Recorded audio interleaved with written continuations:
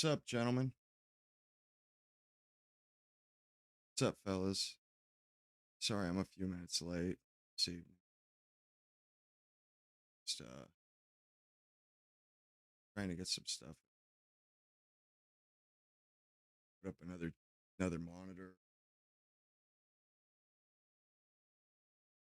studio and stuff. So, I appreciate that, JG. He came in early, snagged the membership. Hell yeah! What's up, suck?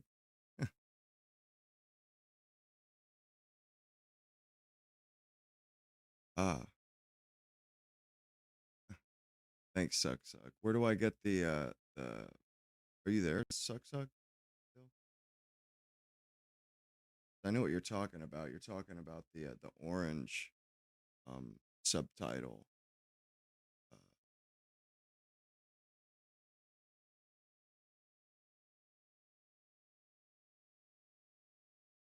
Man, honestly, I'm kind of depressed because of what's going on in the UK. The fact that they have effectively banned 16-year-olds from using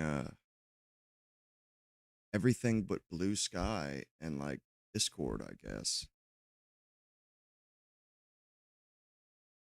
Hey, what's up, Christopher?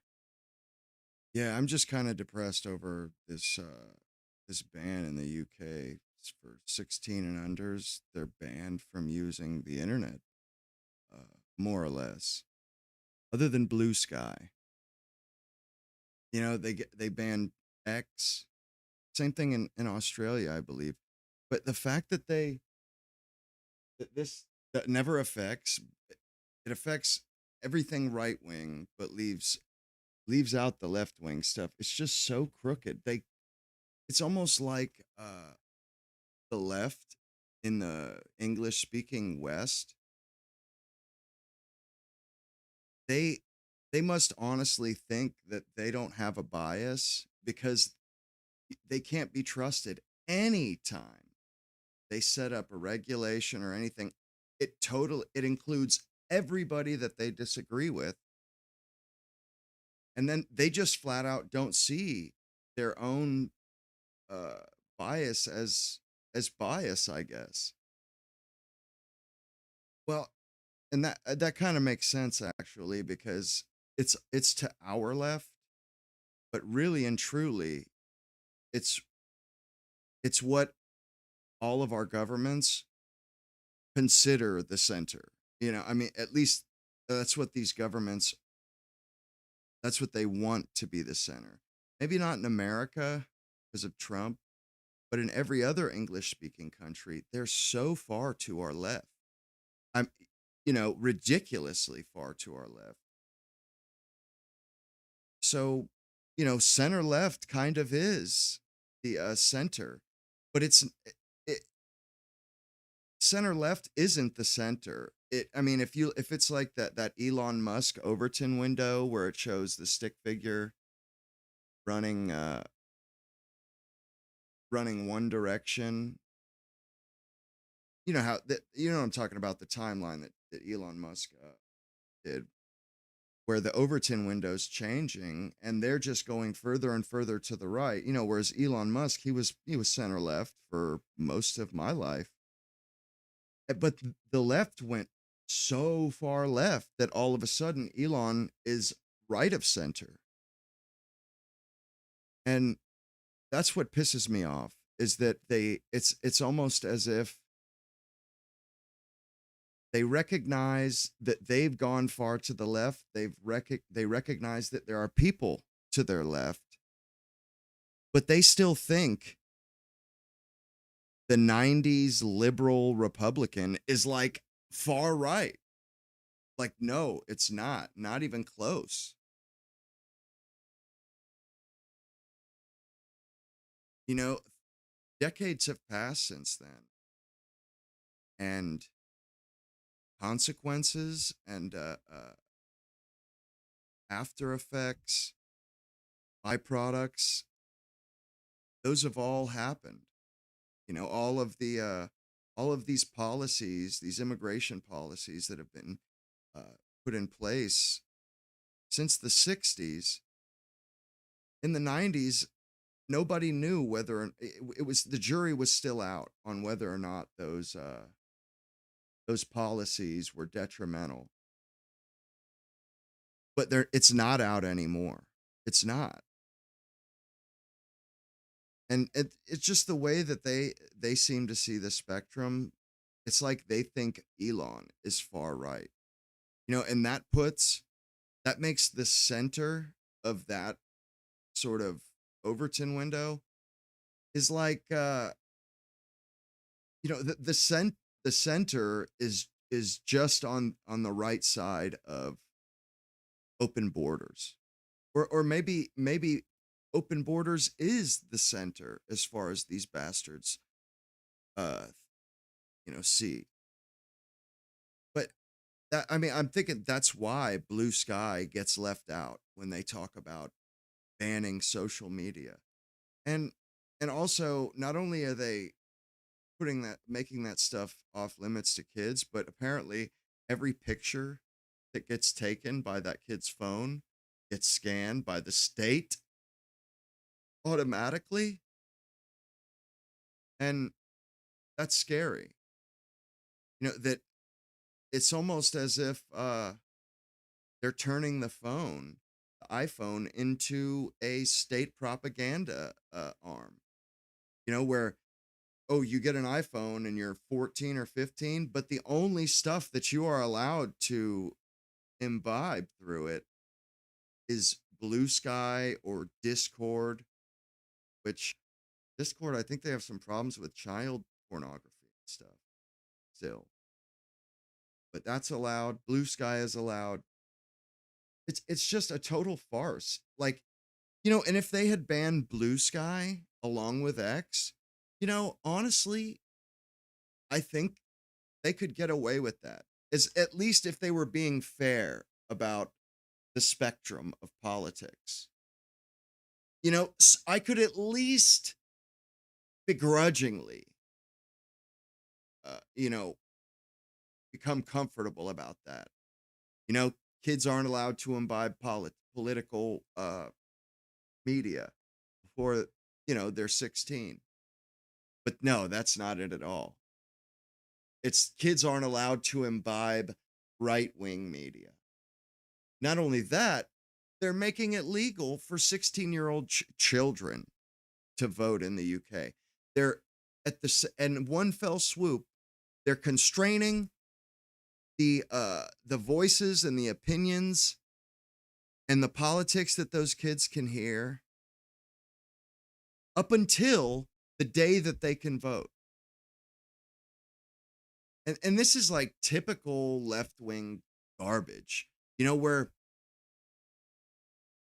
in their eyes, their agenda is benevolent, altruistic, and it's right, whether or not anybody else disagrees with them.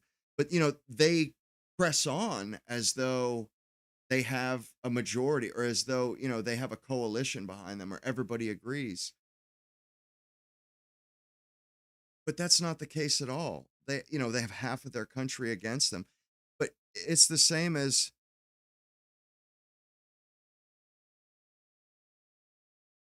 get the example I had for that one. But the way that they do it,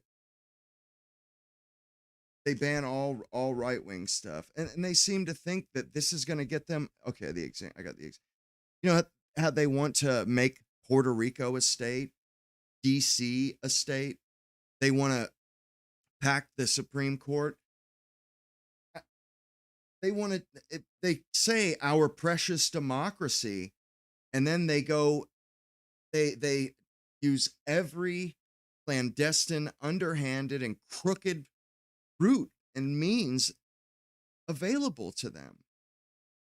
And then they flip a shit if anybody else, like I remember when they used the nuclear option for the first time, when it was Harry Reid that did it. And, they want to bitch and moan about Republicans doing it. It's like, bro, you broke that rule to shove Obamacare down our throat. Like, and turnabout is fair play. What pisses me off though about that is that the Republicans are a bunch of fucking pussies. Fuck them. They don't give a fuck about us. You know, when they use that kind of, when they use procedural stuff to cram through legislation, it's breaks that don't affect us. It's Israel bullshit or some other way for them to expand their power. They'll do that all day, but they won't do any of that technical procedural chicanery to benefit us American citizens. And that really pisses me off. It's like, dude, the the Democrats, at least, I'm thinking, do I have to vote for the Democrats to get anything spent on the American people? Or can the Republicans do that too? Or they only know how to spend fucking money on their corporate buddies, their fucking defense contractors, or their Goldman Sachs buddies. And I'm fucking tired of it. Like, man, you sons of now I totally understand what people talking about when they say, the Republicans aren't for us. And they're not. At least it doesn't seem like it. And I don't trust the Democrats any more than the Republicans. I don't trust them at all. Most of anything they do for us, it's like the way I see it is, there's a few different there are multiple ways that people can benefit from legislation. There are people, or we benefit from the legislation itself, like they write a bill that says, you know, we're going to set aside this amount of money to give refunds to American citizens that have paid taxes. Or we're going to set aside, that's one way. The money, our tax money goes directly to us. And then there are other ways that are like where they say, we're going to spend money on public works projects or buying military armaments. We benefit, we defensively benefit as citizens from arms purchases, because they're going to be used defensively, but also the companies that produce those arms benefit from that legislation. You understand what I'm saying? Like there's almost like two sides to when that money is spent, it's spent somewhere. And well, technically every dollar they spend is supposed to benefit us, but I wouldn't agree with that. I mean, technically with defense stuff, yes, we're benefiting from that because because we're able to defend ourselves, protect ourselves. But it just, I get that, and that's how they spread money around. But the Republicans, the only way that they spend money is on investing in defense, really only defense, really. So we actually never get any of our fucking money back. A few times in my life we've got our money back. I think Bush gave I wasn't eligible for it. I turned 18 that year and got screwed out of it. But there have been a couple of those refunds. But it seems to me like, first of all, there's no public works. With the New Deal, at one point, that was a very equal, or not the New Deal, the Great Depression. There was like this income disparity that we have between us average people and millionaires and wealthy folk. Uh, During the Great Depression, that was the great equalizer. A lot of people don't realize that. But you had stuff like people like J.P. Morgan and these Rockefeller, these super wealthy people, and more than that, all kinds of different banks. Well, the Great Depression laid them low. I mean, anybody who was wealthy, there was a great consolidation of wealth. All of the upper class prior to the Great Depression, the upper class got shrunk down, and they lost a lot of their wealth. So it was like almost every American was in the same boat. And I did not realize this, but I was just watching something and doing some research. But after the Great Depression, there really wasn't that much income inequality. The way that we think about it, say, billionaires and us, there weren't all that. There was only like a handful of those billionaires back then. And they were like well known: Rockefeller, JP Morgan, the Rothschilds. But the Great Depression, it was a great equalizer. And then you had the New Deal and stuff. But we used to invest in public works. Now I understand that people were out of work at that time. So they were investing in public works to give people jobs. But it's like, I swear, since after World War II, we've had the interstate system. That's it. That is fucking it, man.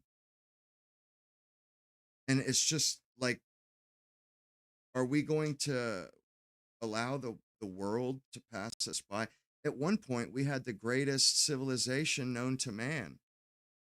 And I think it equalized between us and the rest of the world probably in the 80s. And we've just sort of watched everybody else uh, grow and innovate. And we haven't done a damn thing. We spend all of our money on military and Social Security. The Social Security, it's a total farce. I don't really expect to get that when it's time for me to retire. And the military, it seems to me like, and we're struggling too. Everybody's struggling. It's not an abnormal thing. It's a normal thing now. I mean, I think even the upper class, unless you have fuck you wealth, nobody likes $5 a gallon gas. Nobody can afford that shit. How's it going, Felix? That's a new member. There's a few new members in here, people that I never really see. 1 second. I was watching this guy, this economist. He's a J, and his teeth kind of bother me, but not gonna lie, it really this guy is really informative, and maybe since January, I've watched this guy a few times, and every time I watch this guy, I come away with it understanding so much more about life, about reality, about politics. His name is something Wolf. So Going more into that because, as you he said, it's a did very this show yesterday. of American power. I In his watched. framework, these are not separate shocks. These are symptoms of an empire in decline. It didn't get that before, but we do know they tried everything. It's so bad that even. And I know coming this through. guy's kind of goofy looking. He's an old son of a bitch, but I'm not joking you. I've when the Iran war broke out, I watched one video from this guy. And like I predicted, I was like, yo, we're fucked. Like this is not good from this guy. I mean, I don't know why. It's specifically this guy. Every time I watch him, I just really walk away understanding, trying to get it right so that I come in at the right Could time. potentially bring positivity. But maybe we can start, what is your current thoughts on what we're seeing in the economy and I guess geopolitics overall? And the reason why I like this guy, because he's an American, he lives in New York, and obviously he's a lifelong liberal, and I would say a centrist liberal, and he's an economist. But he's somewhat objective and fair. He's not off-putting to me at all. Like he doesn't say shit that pisses me off. Well, our economy is in terrible It's coming shape. through that could potentially bring. It is so bad that even the normal people who are cheerleaders in almost all circumstances aren't doing that anymore. It's coming Even the through. They keep saying leaders stay of the up, being positive. government, whose job it is to pretend that things are going well, whether they are or not, even they still do it, but without much enthusiasm and with even less success in terms of moving the Really, population. you've seen this guy This too, huh? morning they released Christopher? No shit, man. I thought this guy, I mean, he seems kind of niche to me, so I'm very pleased that you've watched this guy and you like him too. I mean, I know I don't necessarily agree with the guy's politics, but I just for some reason find his uh the way he puts things just seems to go down a little bit smoother. data here in the United His teeth States piss me off though, that not our gonna lie. inflation rate is now 4.2% over the last period, and more is expected. Some items, for example, gasoline to put in your car Mm, is up 40, 50% what's up, from what it Alex? was a few months Live. ago.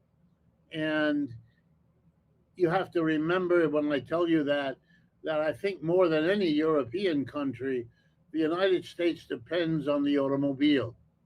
The vast majority of us live in a place that is different from where we work, and that both those places are different from where we shop. Only in the bigger cities is that not the case. But in most people's lives, they have to have one or more cars per adult in order to navigate, because we do not have a decent public And that's transportation system, again, except in urban areas. And even then, they're not. and that's one of the things I'm talking about here is that we don't have public transport. You know, we use I keep every time the only times that there have been any upgrades is basically they take Amtrak rails that are a century old. They take those rails and they put a new train on it. You know what I'm saying? A new slow train. They don't add anything. Although I will say that this in Florida, we have a train that goes from, I don't know where, it goes someplace, North Florida, Tallahassee, Jacksonville, somewhere like that. It goes through Orlando and then it cuts over to the east coast of Florida and then goes straight down to West Palm Beach, Fort Law. It goes way down south. And I've actually, or no, I took a bus, but it's actually is quite convenient. It uses Amtrak rails, but it is kind of like a subway train. And it's like every 30 minutes it comes. It's called Sunrail. And that's what I mean is what the hell? Why don't we have a few more of this stuff? Because it is convenient. It is a pain in the nobody wants to have to drive down to Miami, especially when you just want to pop down there for a weekend or a night. And the train is like it's like a hop, skip, and a jump on the train. And that's a lot of people's traveling. It's just it's too little for a plane. And but it's like a 6 hour drive. Nobody wants to do that. And usually it's to a place where you don't really need a car once you get there. You know, you catch buses. You know, there's buses in cities. Wherever you go, there's going to be buses. You don't need a car. And so we are, you know, when gas goes up, we're up against a wall. We feel the fucking pinch and there's no way out of it. There's no way around it. You know what I'm saying? If you got to get to work you're screwed, you know? And why can't we fix this? You know, our country is pretty sedentary at this point. You know, they know where the trend lines are going. You know, they know where all the biggest, you know, Dallas, Fort Worth, they know the big cities. You know, that why can't they start putting together some kind of a web, you know, some kind of a public, yeah, exactly. The EU, dude, nobody drives anywhere in the EU. They hop on a train and take a train, man. And they have these insanely fast trains now. There's just no excuse, man. It's just, it's corruption, greed, avarice. They refuse to, and you know, I'm sure some of them have friends that work in the train industry and shit. Why can't they devote some of our tax dollars to this stuff? Why does it have to always, why do they always have to go to boondoggles like the Hyperloop and bullshit like that? And it always has to be for the scumbags in LA or New York. Why? Why does that have to be the case? You know what I'm saying? Like, we have some great cities in between there that are booming. Why do we only, there are a lot of people coming to Florida internationally nowadays, a lot. Miami is a big deal. There's a lot of cities like that. And I mean, and that's, I brought that up because he's about, that's what he's about to say. And it was an interesting point that he made. It was kind of a side note, but it's like, yeah, we really are vulnerable to gas price fluctuation because every single one of us has a car. Every one of us, we all dread high gas prices because they're a bitch and a half, are they not? They're a bitch and a half. They're not fun because you can't get out of it. You can't get out of it. Our public transportation isn't worth a shit. So you got to drive. Very good.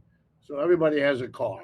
A long story short, and fucking toll lanes, bro, those are not an answer. Because that's what they keep trying to do in Central Florida. Fucking toll lanes. We'll just add more toll lanes. Bro, fuck you. Fuck you and your toll lanes.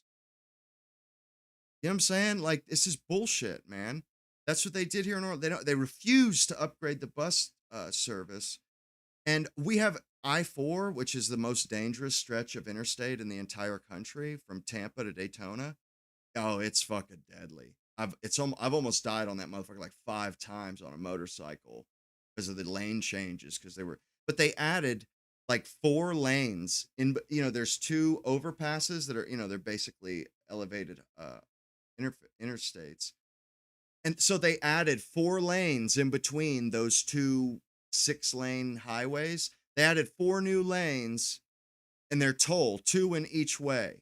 And they have like exits off of the interstate. There's the exit to get off of the interstate and then the exits to get on the toll. And if you get on that toll, it's like a $50 fucking fine if you don't have the shit for it. It's incredible, bro. I don't like that then they will invest money for public transportation, but it's just a toll. It's another stream of revenue for the government. Like, bro, fuck you people. Fuck you. I get having a toll to repave it and to pay for the road, but a toll for a stream of revenue. Well, then why are we paying for it? Why are we fucking paying for it? If you're just gonna use it to wring us out a little, you're gonna wring us a little bit more, wring us a little bit, squeeze another couple of drops out of us. I'm so sick of it's like a one-way valve. You know what I'm saying? It's like a check valve. Money can go into the valve, but it can never come back out of the fucking valve, bro. What the shit is that? It legitimately feels like we're a slave population, man, and they don't see that as tax dollars that we've paid. They see it as dues that we owed. That's how it feels to me anyway. Or dues to live in America, which is bullshit because we pay property taxes. We pay taxes out the fucking wazoo. They know that we're taxed enough already, but it's like they forever want to stick us with more. And the military spending, that's their kitty. That's their little piggy bank. That's why they love military spending so much, because they get to do whatever they want with military spending. Therefore, everyone feels the inflation of the gasoline price very, very immediately and intensely.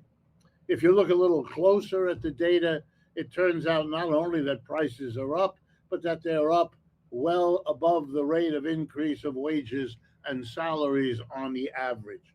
So that what we economists call real wages are declining. There's no question about it. And it is big enough to be felt.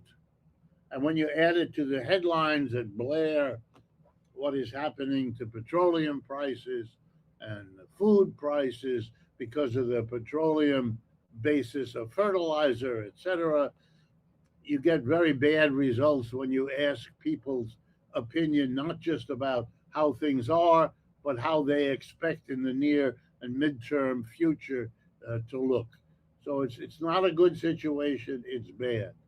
If you wanted a broader economics measure of it, then I would remind people, if you're not familiar with the statistics, that we are living in a period of inequality of wealth and Very true. income, the likes of which we have not seen in this country for a century.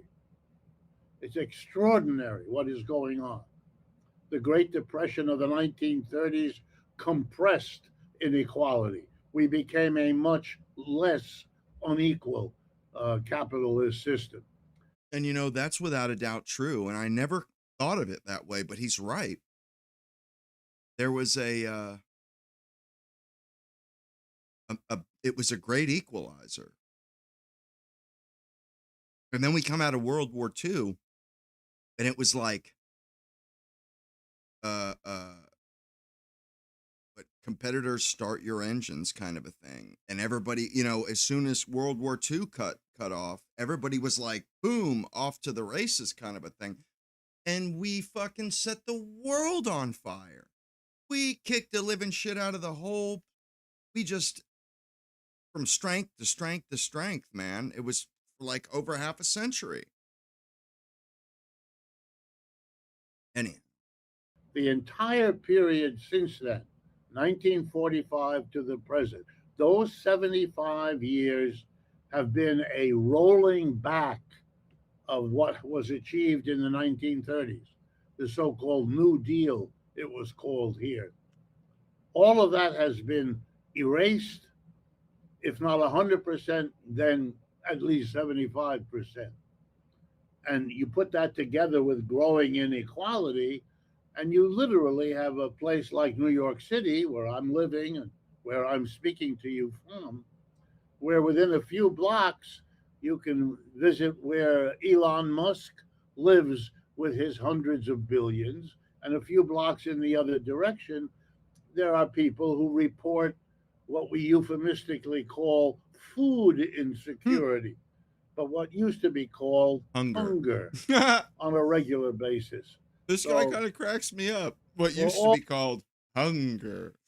You hear me? Goes food insecurity, which once upon a time was called hunger. I like the guy's sense of humor. those reasons and many more, we Reminds me of my are grandfather. in deep trouble. And I would stop there, except the trouble is magnified or compounded by what I would call, and here I rely on my wife, who's a psychotherapist, a level of denial of what I've just said that is as impressive as the truth which is being denied. And the combination produces very depressed population. Yeah, a lot to unpack there. And are you seeing, obviously this is a long-term trend that we've seen over the past, yeah, as you said, decades, since the 1940s. But it seems like we're seeing more crises occurring. There's more issues with obviously geopolitical issues. There's more wars happening. There's more, I guess, pandemics. All these different things occurring. Do you see them being all interlinked with, I guess, The reason why another reason why I really like this guy is he seems to have a pretty damn good understanding of how of reality. This guy actually has a damn good understanding of reality. He's like he sees the propaganda for apparently, I think it's because he's so old but he actually sees things for what they are. I mean, this guy opened my eyes to a lot of shit that I was just like, what the fuck? That I never realized. Concern about the economy, or do you think there's sort of separations? No, I think they're all very, very closely linked. When I'm asked, how do you account for the very things that I describe and the statistical work I bring forward, I say to people, we are, and this is a particularly appropriate to that part of your audience that is British, we're going through the decline of the American empire. What Mm. you've been doing for the last century, we've been doing for the last couple of decades. So maybe it's therefore allowable to see as much denial as we see. You are a better judge of me of that in terms of the British parallels or not, but it's very clear here that there's no desire, there's no appetite to look at this reality, and what we have is upset deepening with each passing year, leading people to behave in ways they also notice the level of bitterness in our politics, the harshness, the demonization of Republicans by Democrats and vice versa. Uh, these are much sharper than they used to be. These are dangerous levels of rhetoric beyond, the exuberance of a debate or something. These are becoming settled ways. I would argue that a person like Mr. Trump would never have been elected to the United States presidency. Too many deficits, too many lacks of any kind of sense of space and time, and too much dishonesty. I mean, politics is full of that, but this man really is breaking the boundaries, you might say, and everybody knows it, including his own people. Uh, so you have to ask, how did such a person get to be elected twice yet? How does he survive in office, given who he is? I mean, we had last night we had a finals of our basketball. It's sort of the ultimate game of basketball at the end of the professional season, and it was game number 3, and the New York team was winning 2. I forgot. I had a couple things bookmarked y'all need to see. Did you guys see this shit over the weekend? No. The British police, man. When they start arresting kids, everyone can see it. We have a problem.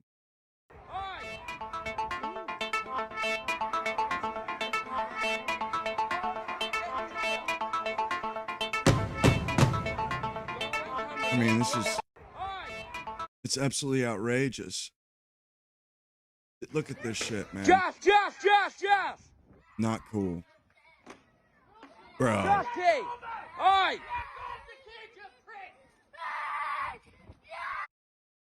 I'd be killing some dude right there. And I'd go rabid. I would turn into an animal. Oi, Alina, get the child! Touching my kid like that. You're all on camera, mate. You're all on camera. That's not the end, though. Mother runs up. Look at these. Look at them. Oi! Then they're macing the father. Go right now. You're all on camera. They're dragging his kid by his wrist behind his back. It drives the father nuts. Then they have to fucking slam him to the ground and empty a can of mace in his eyes. Man, they're losing they don't have people's consent anymore. The consent of the governed. I mean, I watched this a few times. Putting your hands on kids like that, bro. It's not a good It's not a good look, man. It's not a good look because everybody knows if you're grabbing kids, it's not about the law. It's not about, you know, it's not about because you're grabbing kids. You're all on camera. I am not a video call. I'm not a video call. I am allowed to video call. You need to give them space. I'm away from them now.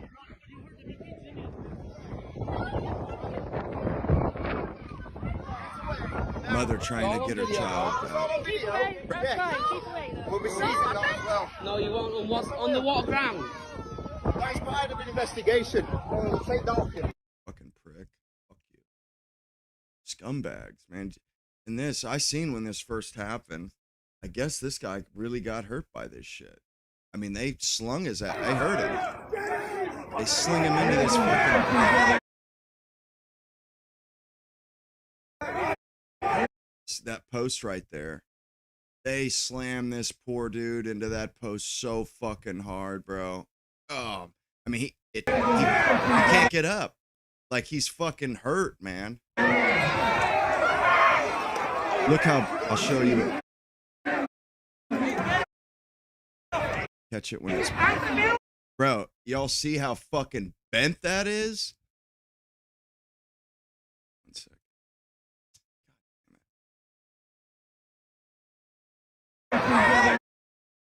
Trying to zoom in.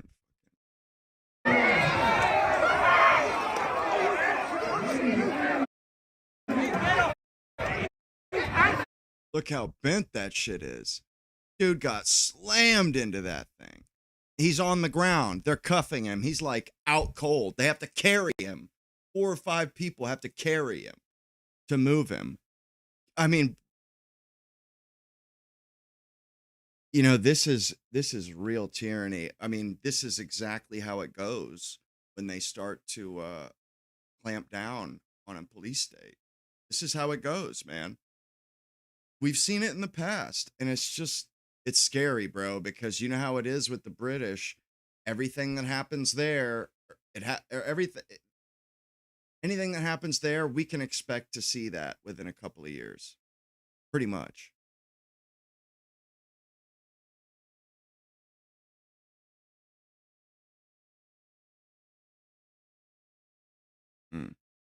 Yeah, no, it is hard.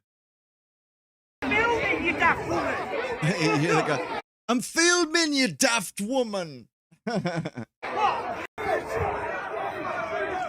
they just...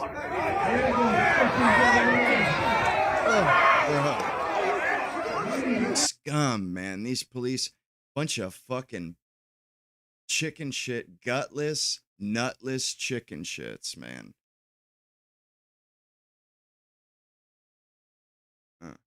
Okay, he ended up in the hospital, though. He didn't die, but he ended up in the hospital. Golly, I mean, it just... Like, it sucks, man, because, you know, this is like... This scares me because I'm thinking to myself, bro, is this secretly what they're getting? I mean, obviously, ICE, that shit scares me. Like, obviously, ICE... is like, it's like Trump's private little army. Check this shit out. White boy fucks these kids up. Boy, jullie worden gebost, kill. Bunch of fucking brown kids think they're gonna bully this white kid. And he just goes to taking him to town. What's up, bitch? And he fucking bows him. He backs him down. They don't want no more. Come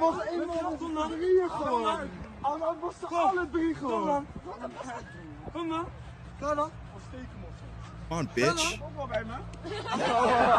Do you see? He got his ass, bro. He made his punk ass flinch. Man, kid wasn't fucking around.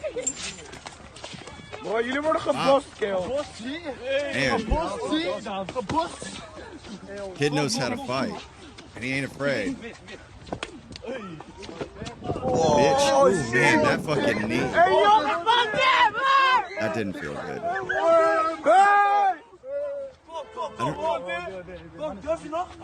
You had enough, motherfucker? Fucking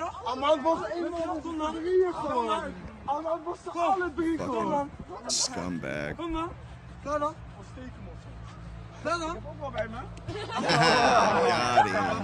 Pussy. Little bunch of pussies. And that's that's how bullies are. What the fuck is up with the British in their tracksuits? Bro, what is up with Europe in their tracksuits? I just do not get this thing, man. It seems sleazy and fucking cheesy and just gross, bro. I don't get it, man. Tracksuit thing. You know what I'm saying? Like windbreakers and tracksuits. I just, man, not for me. I didn't realize it was that. I guess it is that big of a deal for the British too. But these fucking Arabs and these Middle Easterners, they behave just like in the UK, like the Arabs and the Middle Easterners that we see are nothing like the ones that the British see. All the Indians, or most of the Middle Easterners, they behave like American niggers behave. It's unbelievable, bro. It is downright unbelievable how they treat the British. I mean, they bow up to them and talk shit to them, threaten them. I seen some shit the other day that I couldn't fucking believe. It was these Arabs that were getting paid by the government to serve people. And luckily the guy had them on camera because they shut their cameras off. And then started I'll come back and fucking kill your ass kind of shit. And, and not only that, but they were getting paid a commission to serve people with, bro. They're making a commission off of working for the state, serving people shit. That's fucked up. Okay, good. It is. I found it. There's a couple of them.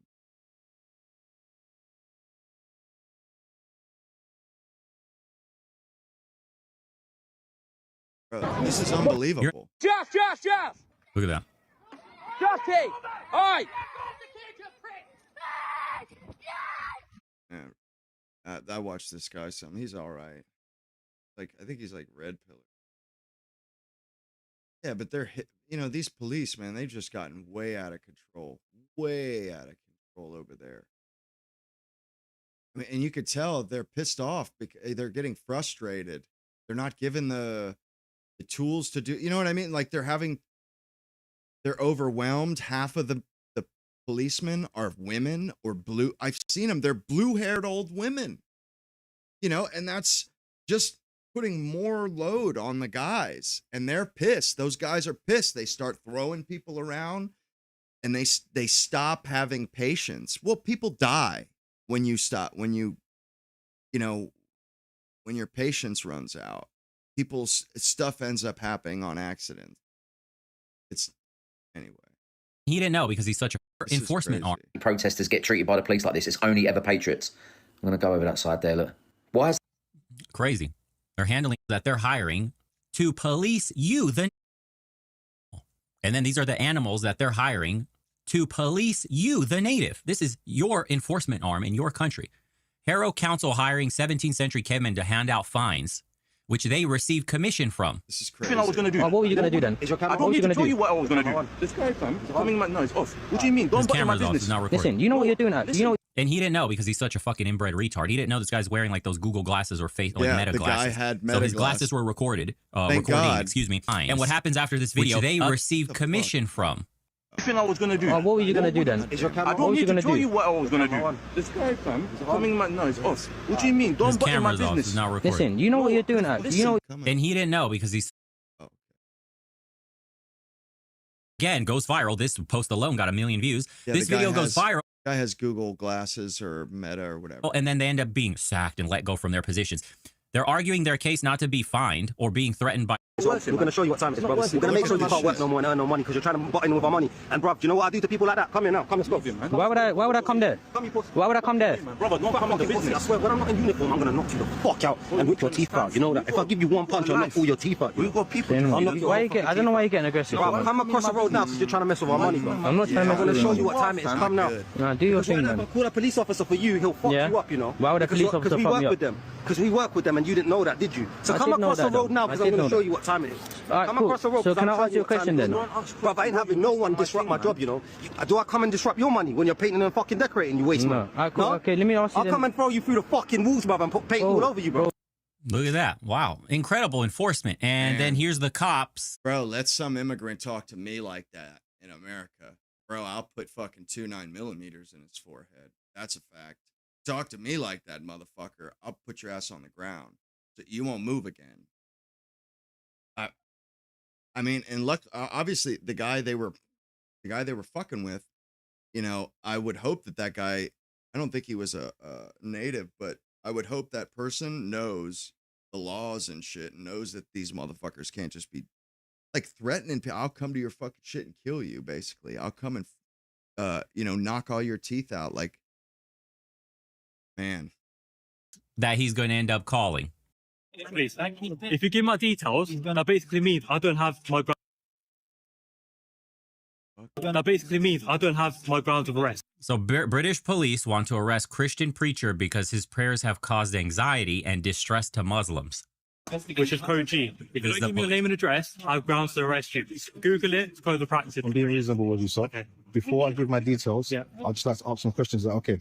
Is it in relation to this? Absolutely. That's what okay. Yeah. So before we get to the questions, can I just get your details and then we'll go there? So what I said before is before I give my details, I'd like to ask you some questions because I don't understand what's happening. Okay. What do you need to understand? Thank you. So you referred to there being a hate crime, right? Okay. You know, that's what I've been saying, David.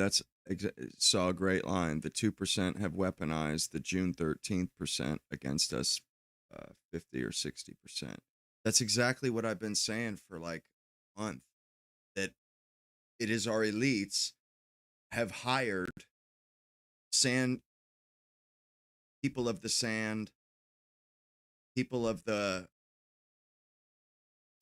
tribes, people of the dirt in Africa. They've hired those people to come here and cull our population and winnow our population down. I mean, that's what I've been saying is that's why these people are here. And they lured them here by saying, hey, we'll give you our native people, their taxes. We'll let you spend that. We'll give you that pocket money. We'll get you a hotel room. We'll get you everything you need. You know, just come stay here and fuck with their women. I mean, essentially, that's exactly what they've done is hired this group. And that's why they have allegiance with those groups and with anybody but white people over us. They have no allegiance with us, but have allegiance with anybody but us. And that's the issue. That's why we're not allowed to speak out against it. That's why, you know, in the UK, people getting pissed about Henry Nowak and that murdering bastard in Belfast. You know, they're only allowed to comment on X. Keir Starmer, he just sweeps it under the rug.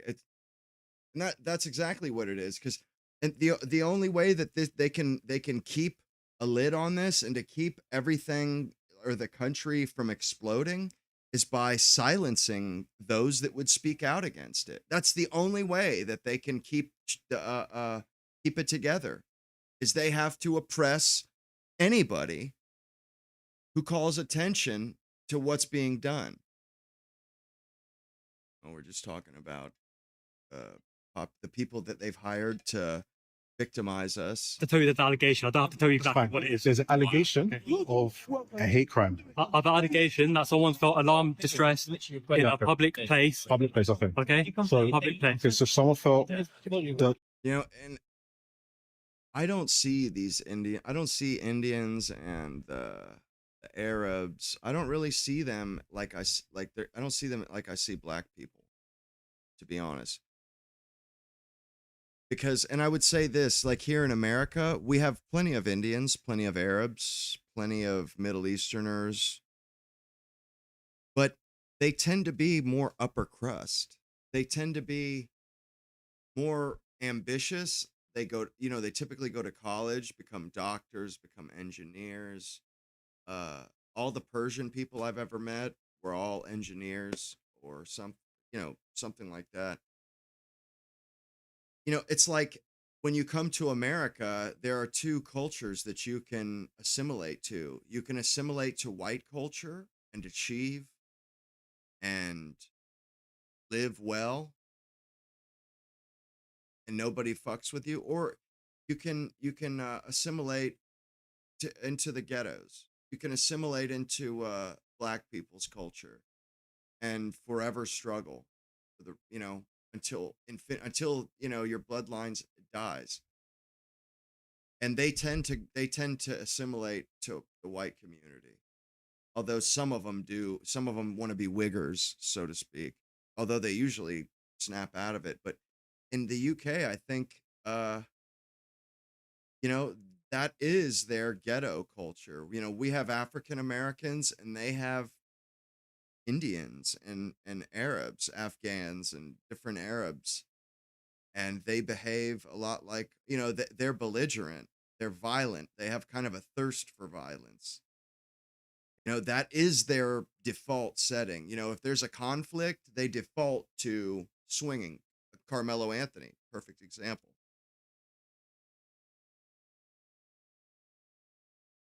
I feel bad for the British too, because, you know, they're much more polite than we are.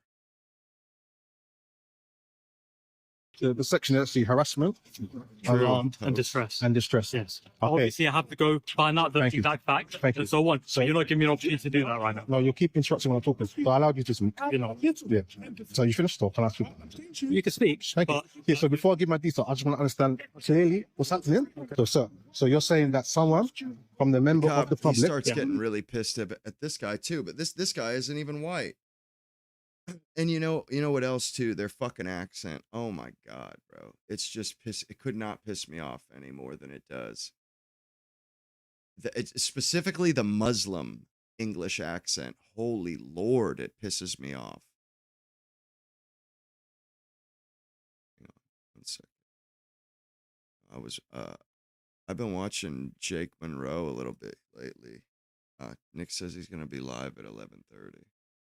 I've been watching Jake Monroe, and you know, somebody said when I was talking about, you know, I'm getting kind of tired of Nick, or in the UK, not as you know, positive about it, and he was like, yeah, let's watch Jake Monroe instead. Somebody said that, and I like Jake Monroe. I don't think he has all that great of. I mean, he just seems average to me, you know. Everybody has these takes, you know, more or less. you will get called a racist for being stabbed by a migrant and then bothered by a 4'9" female cop for the crime of staying in the same spot for 120 seconds. That's 2 minutes. How did you guys go from owning the world to being a diversity toilet country so fast? I'm gonna see how far we can get through this. I'm already mad. How did you commit no crime? I'm not saying that we're not saying that. We're just So why are you talking to me? because we're just asking what you're doing because you're just standing here. Just But why? watching people. George Orwell's 1984. You're standing here. We're asking you why. Why are you standing here? He's being accosted by a 90-pound girl dressed as a Was it cop. you, Andrew? It was, wasn't it? I saw you like. Look at this Bro. thing. Does she have that Holy ethnic I would be English so Ebonic? pissed. Bro, get the fuck out of my country, bitch. Get the fuck out of my country. I saw you like. Walk You saw me... I saw you, like...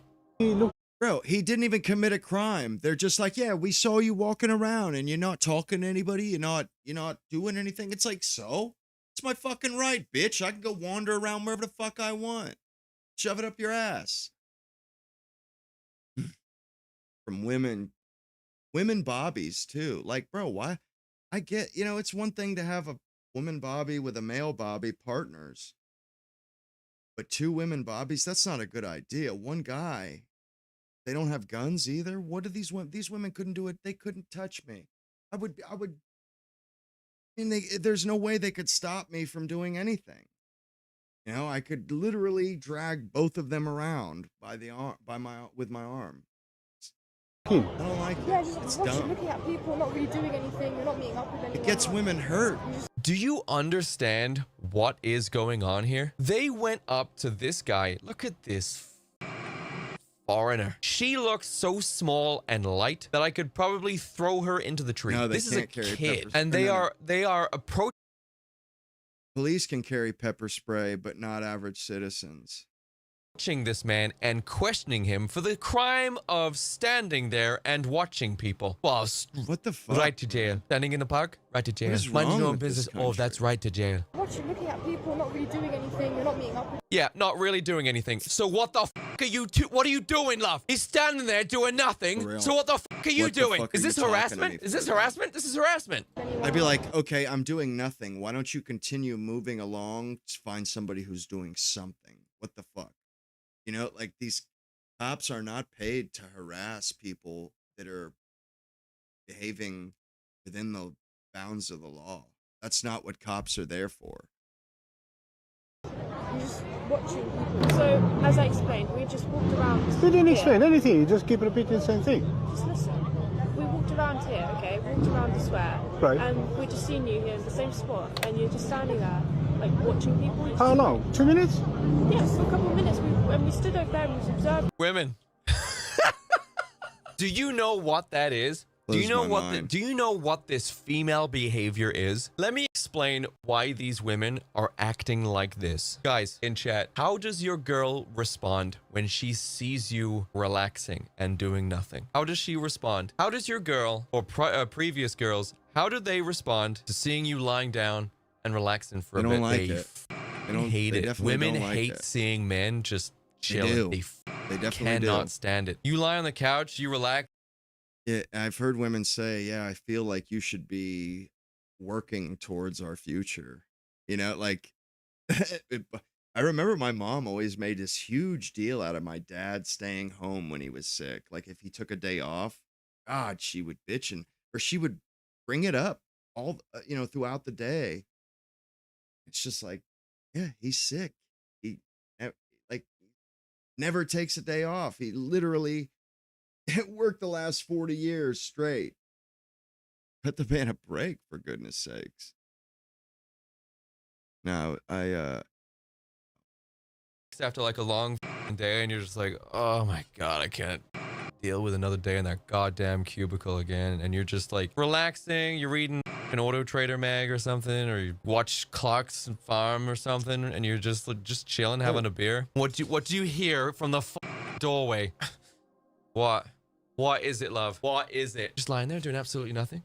Dishes? What are you doing? And you feel your shoulders raise, and you just feel like there's cold shower on your neck, and you're just like, just f off. I'm gonna work all day. If the dishes are yeah, see, this is why I don't want to switch to him. Anyway, I just wanted to comment on something that I noticed. About this is the kid, and it starts off with this woman leaving a hospital or a whatever they call it when you have you give birth. You know, a charity hospital. Woman has a kid out of wedlock. The woman whose sin was motherhood. And you know, we don't have that anymore, but it made me think about it like, you know, back in the day when women didn't have a choice, they went into that hospital to have that kid and they come out and their life was different. They would be shamed. They would be shunned. You know, this woman, the pressure is so great that she abandons this kid. But look at this woman. Like, look how she's dressed. Me off as everybody talks shit about the burqa and this and that. And it's like, you do realize that Western society, like every single society known to man up until a few years ago, women covered their bodies, and they did it out of respect for men and out of their own self-respect, their own dignity. Thank you, Christopher. Yeah. You know, they did it for themselves or for whatever reasons, but people, they act as though Islam is so evil and this and that. It's like, no, actually, just a century ago, every society on the planet was basically in agreement about, you know, about everything, more or less. You know, and the difference between the East and the West, or the Muslims and Americans, was literally the difference between this. You know, and you've seen an old movie, or how princesses would wear a thing over their face back in the day. They would, and you wouldn't get to see their face in public, and that was the normal thing. And it was similar to a woman remaining chaste until she was married. It was like, you know, like yogurt with fruit at the bottom, left unstirred, more or less. You know, no, it's totally untouched, virgin. Well, not many people even see their face. And I'm just saying this to kind of give you guys a frame of reference that, you know, not too long ago, the West, us as in the West, agreed with Islam about the appropriate amount of cloth that females should, or the appropriate amount of their skin that they should cover. And even I was watching what was it, for a fistful of dollars last night, and Mary Saul in that movie, the whole fucking movie, she has a wrap thing around her head and her fucking face. You can only see her face if you're in front of her and you look at her face. That's how women used to go out. Where do we get off to? I mean, like, talking shit about Islam when women on planet Earth covered their faces out of their sense of propriety. And like, it was smart. Like, they didn't want to give every swinging dick. I mean, it just, and people and women wonder why their value has dropped. Like, there's just not as much value for them as there used to be. Well, you know, it's like, people really don't have to do anything to get what you have. I mean, first of all, women, they just seem to, like, they need so many eyes to see their body every day. And if they don't get those eyes out and about in reality, they will post pictures on social media so that they can get some eyes there. They can get to their quota for the day. And it's just, what's wrong with that? What is wrong with, is there anything wrong with that? Can we just go back to a sense of modesty? You know, like, yo, I don't want to see your fucking camel toe.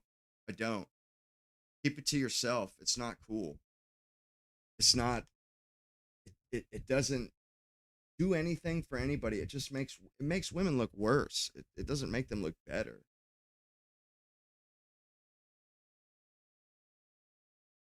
And that, just like a week or two ago, I did like where I showed a video of some students in high school just after the year 2000, and all the girls that were in the class, ne'er one of them had makeup on. You could see their zits and stuff, and they were like 16, 17-year-olds.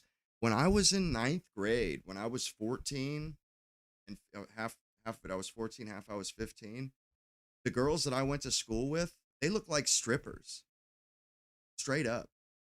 I mean, they couldn't quite reveal that much, but they came to school with skin-tight jeans, 14-year-olds, skin-tight jeans, spaghetti strap tops and shit like that, like showing their shoulders, their neck.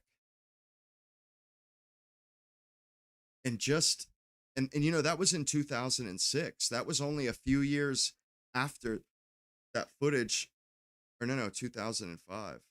2005, 2006. I was in 9th grade. 2004, 2005, actually. maybe you know, I'm thinking of a few specific examples that were dressed that way. But I mean, I remember my dad commenting on it and just being like, "What the hell is going on? This is crazy." Then you see video from the 90s and they don't have makeup on, and that was just unheard of by the time I was in high school. Totally unheard of. And yeah, we didn't have iPhones yet. It wasn't until I was 18 till we had iPhones. Literally, the first iPhone came out in 2008 when I was 18. But it's just how far or how much things have changed, and I'm not sure it's for the better. What is wrong with women with this? And I'll grant you, yeah, that's a lot of coverage. True. True, it is. And it doesn't women don't need to necessarily dress like that, but you can definitely look alluring and sexy without wearing, what do they call them? Something cutters, coochie cutters, without wearing coochie cutters, without wearing a fucking strip of cloth across your tits. I mean, it's possible. And I'm not even gonna lie, it pisses me off. It pisses me off because because I can't control how I react and how that makes me feel. I honestly have no control over that. It's a natural function. Like, I can't not be turned on by that. And that's why I think it's wrong. It's not fair. It's not fair for that. For women to dress like that. Because I remember it legitimately hurt having to see that at like 15. Legit hurt. And the boys, like, there isn't the same thing flipped around. We couldn't go to school without our shirts on. Like,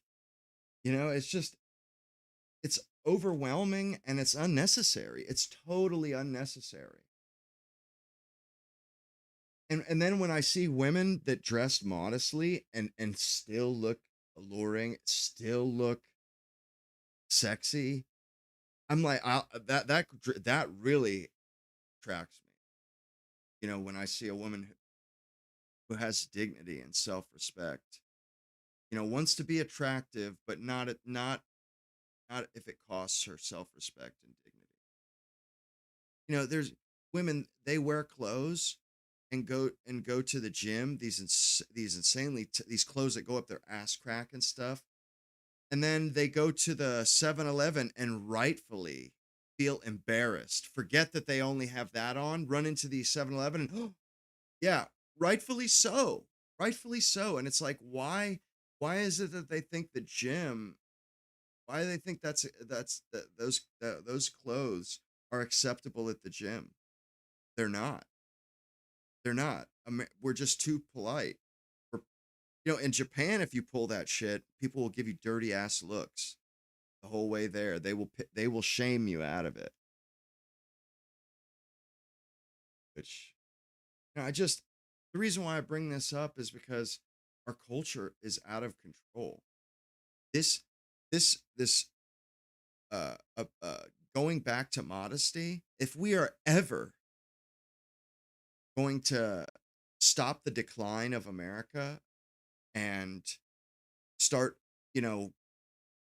going on the incline, going on the improvement, or let's say we just equalize, end up in the middle, it's going to require going back to modesty.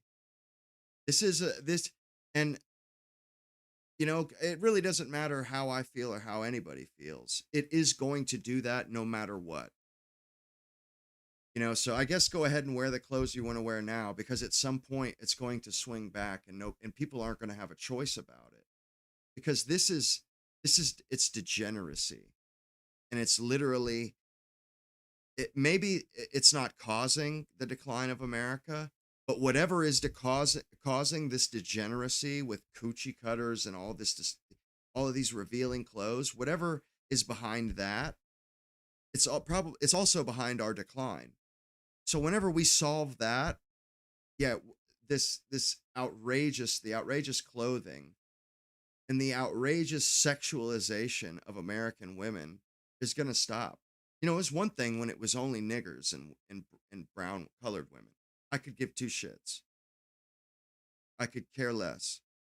But when it's about the morality of my own people, my own women, then yeah, okay, that's a truly a problem. You know, because it damages women in the eyes of white men, white women in the eyes of white men. It certainly does. Don't think it doesn't, ladies. We think less of you because of this. And maybe some guys won't tell you the truth, but I will. We think less of you.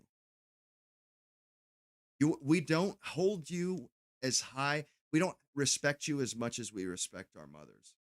And it's because of your behavior and stuff that you're okay being seen, with the men you're okay being seen. It's like, we can't help it. It's floozy shit. It's slut shit, I can't help it. Like, and women think that this, like, we like this. You hear feminists talking about, oh, all the reveal. It's like, yo, you think we like this? You think we like niggers looking at our women's camel toe? Do you think we like these fucking brown African scumbags drooling over our women's pussy, shining through their pants? Hell no. Hell no. I'd rather not see any of it, just so they can't see it. It reflects poorly on us too, on white men. It really does. Reflects poorly on your father for sure. And it reflects poorly on us. Like, and I'll tell you this much. White men don't give a shit if you wear that or not. Still be attracted to you. So you're making us look bad. You're making yourselves look bad. And you're not even doing it for us. I mean, what, are you doing it for the fucking Tyrone and Rashad? Is that who you're doing it for? Because if that's the case, go ahead, then keep doing it. Keep doing it.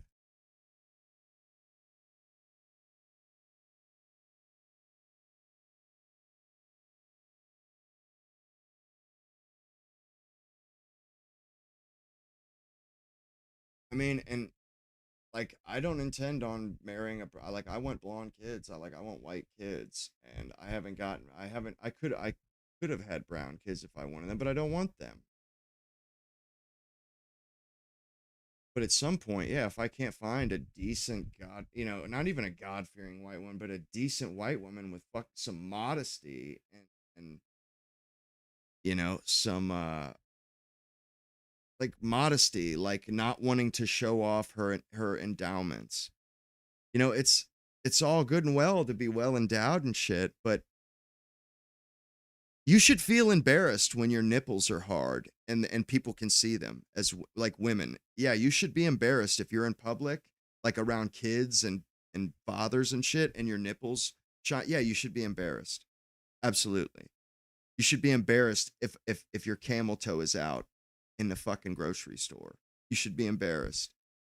That shit is called modesty. Modesty.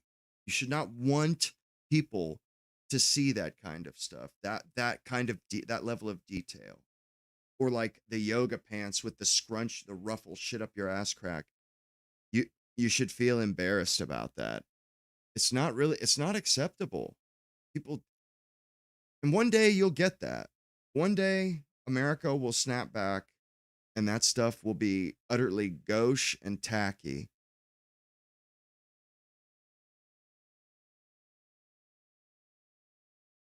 Honestly, it's not even about really like tempting people. It's about self-respect. I don't walk around. I don't wear a Speedo at the I have nothing to hide. Absolutely nothing. But that doesn't mean I'm going to get a Speedo and fucking smuggle grapes on the beach. No. No. That's none of those people's business. None of their business at all. And why do I have this sense of modesty, but women in America don't have this sense of modesty? Why is that? Did your parents not potty train you, or did they let you run around naked all the time and you just never got used to like, I don't get it. I really don't get it. Why, why does that, like, I wouldn't want to be seen in Speedos. That's, or even like at the beach having my shirt off is one thing, but like in the grocery store, no, hell no. Nobody wants to see, most of us, nobody wants to see our fucking bodies. Like, and I get, being young and wanting to show off, been there, done that, but you do that at the beach. And I get, bikinis at the beach, that's one thing, but like, yeah, like I said, with the gym, you go in with sports bras, and it's just like, come on. It's a distraction for men too. You obviously don't realize how annoying it is. It's annoying that that you're doing something that gets my attention, that I have, like, women walking by and you see it and you're just like, geez, you literally have no control. You cannot not see it and not be, and I hear feminists, they'll get all butthurt about that. Like, we don't give a fuck how you feel. And it's like, well, then, don't get pissed off when somebody fucking tries to rape you, when some disgusting migrant grabs at you and shit, don't get pissed off then, why don't you say thank you to the guy as if it's a compliment? Like Anna Kasparian got all butthurt because some dude grabbed her by the hips, and like, I mean, that would freak me out too. But it's like, well, maybe you shouldn't dress like a fucking modern whore. Maybe those guys wouldn't think you were for sale if you didn't dress that way. I hate that how Nick, going live and then not live. But I honestly, I'm fucking rambling on about it, and really, I'd rather not. I'm not trying to come off that way, but it's like, and I used to not say anything about it, just keep it to myself. But I'm damn near 40. It's like, how long am I gonna have to put up with this? It's not right, It's not right.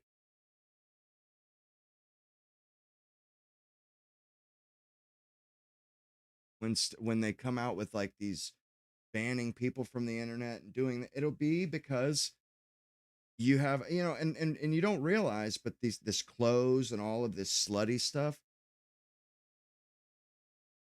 it may get banned one day. I could totally see that happening, getting that stuff getting banned, or like you see in the UK, they just banned under 16-year-olds from using X and all kinds of shit.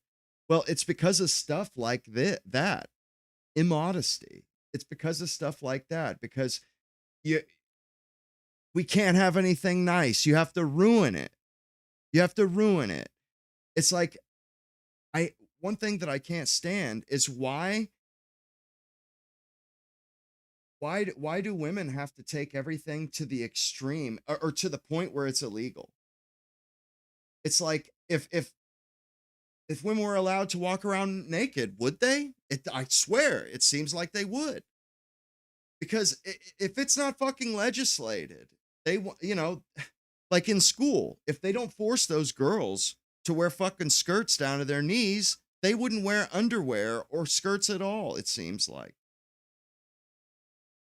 It's like, why? Why does it have to be that way? If it's embarrassing for your 40-year-old mother to wear, it should be embarrassing for you to wear at 16. Straight up.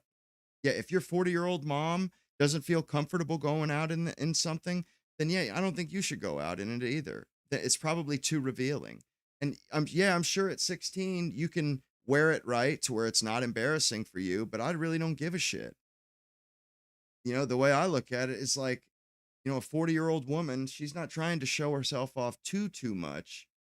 she's going to accentuate herself a little bit and still look alluring. But you're not going to see her fucking camel toe. She's not going to wear pants called coochie cutters, for Christ's sake. Like, it's just sad. I mean, where are our sense of propriety out the window? Gone. If it's legal, we'll wear it. If you know, or if it's legal, we won't wear shit. Watching America First. My name is Nicholas J. Fuentes. We have a great show for you tonight. Bitching Very and excited moaning. to be back here with you tonight on Monday. We have a lot to talk about tonight, lots to get into. Big show. Yeah. A big show about Iran. Absolutely huge show. Big news. Featured story. We're talking about an end to the war in Iran. Seems like it's finally over. We've been covering this war for over 100 days at this point. Realistically, it's been something like 2.5 years in the making ever since October 7th and the end of 2023. And now, by all appearances, according to Pakistan, the United States, and Iran, it seems that the war is about to come to an end on Friday. I'm sure you've heard the news. There is a memorandum of understanding which was officially signed yesterday, sometime this weekend. I'm not sure exactly when. There will be a formal signing ceremony, although it is symbolic, which will take place on Friday. And then this new agreement will be in effect and end hostilities potentially permanently between the United States and Iran. So tonight we're going to get into that. We're going to talk about the details of the agreement. We're going to talk about what's in it or what is rumored or suspected to be in it. Because, of course, one of the big problems, which is already emerging, is that we don't even know what's in the deal. It was announced yesterday that there is a memorandum of understanding. This is something like a framework for a short-term truce. And although all sides, through these indirect negotiations and the mediators are saying that we have a deal and there is agreement, we have not actually seen what's in it. We don't know with any specificity what is covered and what each side agreed to. And so because of that, it's hard actually to know what is even going on. And this raises some questions about whether there even is an agreement at all. We know there is a memorandum of understanding. We know there is something resembling a framework for an agreement. But already 24 hours has passed. There are some discrepancies that have emerged between the two sides in their understanding of what's in the deal. Iran is saying that the deal is one thing. We are saying that it is actually something completely different. And so unless and until we actually see the agreement and what's in it, well, one, it's hard to know what actually the agreement is, and then moreover, if there even is one. So we're going to get into what is suspected to be in the deal. We're going to work through some of these discrepancies, and we'll talk about what each side is claiming in the deal. And based on that, we're going to talk about whether it's even going to happen and what the prospects are that there'll be a longer-term permanent peace agreement in the future. Because so much of what is even said to be in the deal is actually stuff that's going to be figured out at a later date. And I would say that the way to understand the agreement is they're effectively deferring all of the real issues concerning centrifuges, concerning highly enriched uranium, sanctions, frozen funds. All of that is going to be talked about within the next 60 days. This agreement is formalizing the ceasefire and extending it for 60 days. And you could say that maybe this is happening with a little bit more finality than the original ceasefire in April. But we are not really over the finish line quite yet. I think it's maybe overstating it to say that the war is over. It seems like it may actually be far from over. So we're going to talk about it. We're going to get into everything. We're going to unpack it in a very systematic way. We're also going to talk about the role that Israel will play. It's very interesting. From the very beginning, ever since October 7th and throughout all of this, the fighting in Gaza, the fighting in Lebanon, the fighting in Iran, one of the reasons that I have had the best record predicting everything that has happened and why I've had the best analysis of everything in the conflict is because, of course, I and we are the only people that affirm Israel's central role in driving all of these events. And there are other commentators that will acknowledge that Israel is playing a part. And of course, they will acknowledge what side Israel is on, what their agenda is, and what they want to happen. But I think that almost everybody else, other than this movement and myself in particular, they really understate the extent to which Israel is actually the engine of everything. They are setting the tempo. They are the catalyst. They are the precipitating cause of all of the major events. It's really Israel's timeline. It's their agenda. It's their ambitious project. And everybody else is really along for the ride. You could say they are acting and everybody else is reacting. Everybody else is maneuvering according to how Israel acts in the theater. And so once again, just as before, we cannot really talk about the U.S.-Iran deal mediated by Pakistan and Qatar without talking about what Israel's response is going to be and how they are involved. And what seems to be the case in this agreement, just like in the original ceasefire in April, is that this entire thing is going to hinge upon Israel's compliance. Sort of ironic because the parties to the agreement are the United States and Iran. And each of them are trying to build rapport, and they're going to carry out certain provisions of the agreement based on performance or compliance, whether each side is holding up their end of the bargain. And yet whether the agreement succeeds is really dependent on the actions of a country that is not even involved in the agreement. They're not even a party to it, and that is Israel, specifically concerning their conduct in Lebanon. Whether we have a deal, whether the ceasefire or this memorandum of understanding will hold, or whether the whole thing will come apart, it really depends upon whether Israel is going to go along with the agreement, whether they will abide by what Trump wants them to do, which is to stop bombing Hezbollah in Lebanon. And so we're going to talk a little bit about the background there over the past 2 weeks, but also over the past 8 weeks, and how that theater is influencing what is happening in the Persian Gulf. Because that's, I would say, kind of the operative feature here. That's kind of the operative thing, is whether Israel is going to stop bombing Lebanon. I think that really determines whether you have a deal at all. Seems like almost everything else can be smoothed out. Almost everything else can be finessed, or there can be a spin so that each side can save face. But the one thing that doesn't seem to be able to be budged here is Israel's willingness to join in and be a party to this. So we're going to talk about that as well. It's going to be a really good show, very interesting. We're going to get into everything, all the details, and it's going to be this is going to be a heavy show. This is going to be obviously very geopolitics-centric, a lot of foreign policy stuff. Not a lot of jokes, not a lot of joking, because we have some serious business to take care of. We got to talk about a lot of things. It's going to be a long show, so buckle up. But it's going to be good, and I'm excited to get into it. So that's going to be our only story. We're going to get into some other stuff later in the week. I do want to talk about that Cornell student who said that he didn't want to work for a Jew, and now the Department of Justice says they're going to dox him and he's never going to work in America ever. Well, I could have swore that if you did something that they felt was anti-Semitic, that they would bar you from working for Jews. I thought that was their weapon. That if you're anti-Semitic, you won't be able to get a job with us Jays and our J companies. Well, people are saying, yeah, we don't fucking want a job and work for you scumbags, you fucking pieces of shit. We don't want to work for you, you thieves, you human insects. We don't want to work for you.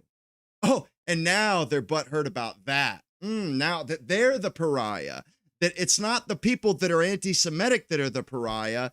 No, it's the fucking Jews that are the pariahs. People don't even want to fucking work for them anymore. Fuck you, get out of our country.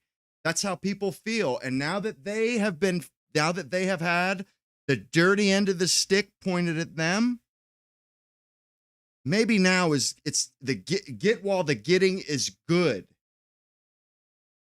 Again, I want to get into that tomorrow, and I think there's a couple of other stories like Gavin Newsom and some other things. We're going to have to save that for tomorrow and Wednesday, but for tonight, I want to make sure we focus everything on the MOU and the future of the conflict with Iran, because this is very important stuff. So that's going to be the big one. Before we get into the news, I want to remind you to smash the follow button on Rumble, smash the like button, leave a comment, let me know what you think about the show. Remember to check out our merch store at Fuentes.store. We have our brand new spring collection. Summer collection, we're still working on it.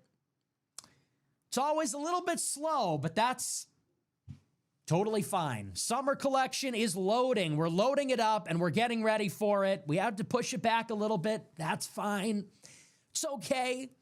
I'm not going to complain about it because it's totally fine. If you want to support the show, check out our website. You're subscribed on Rumble, but you have to be a Plus subscriber at America. I'm not even going to lie. My fucking temper or my adrenaline just turned way up when my fucking brother drank my last fucking body armor. Oh my God. I just wanted a fucking asshole. Like, I don't have much money right now. And it's like, bro, that was like the last bit of calories in the house, man. Dick.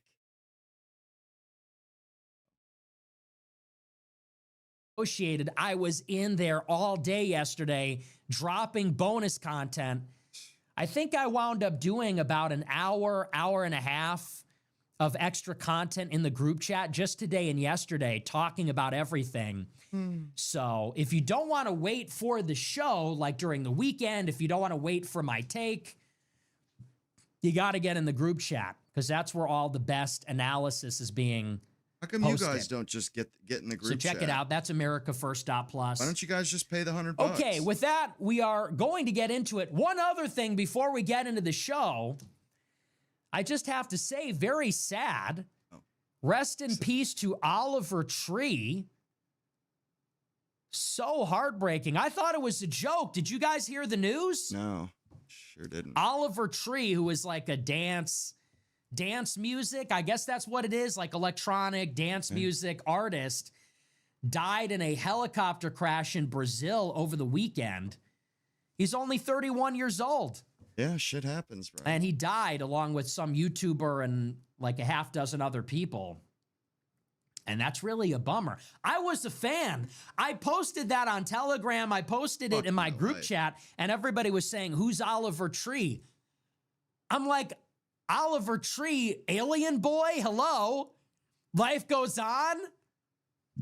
And what's that other song? Don't know. I forget the other one that I like.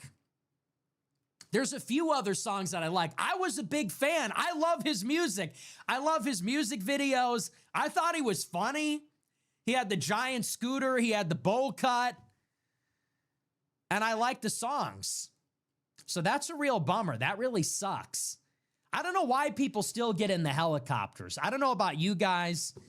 I am never getting in a helicopter. How many celebrities have to die before you just, especially if you're a celebrity?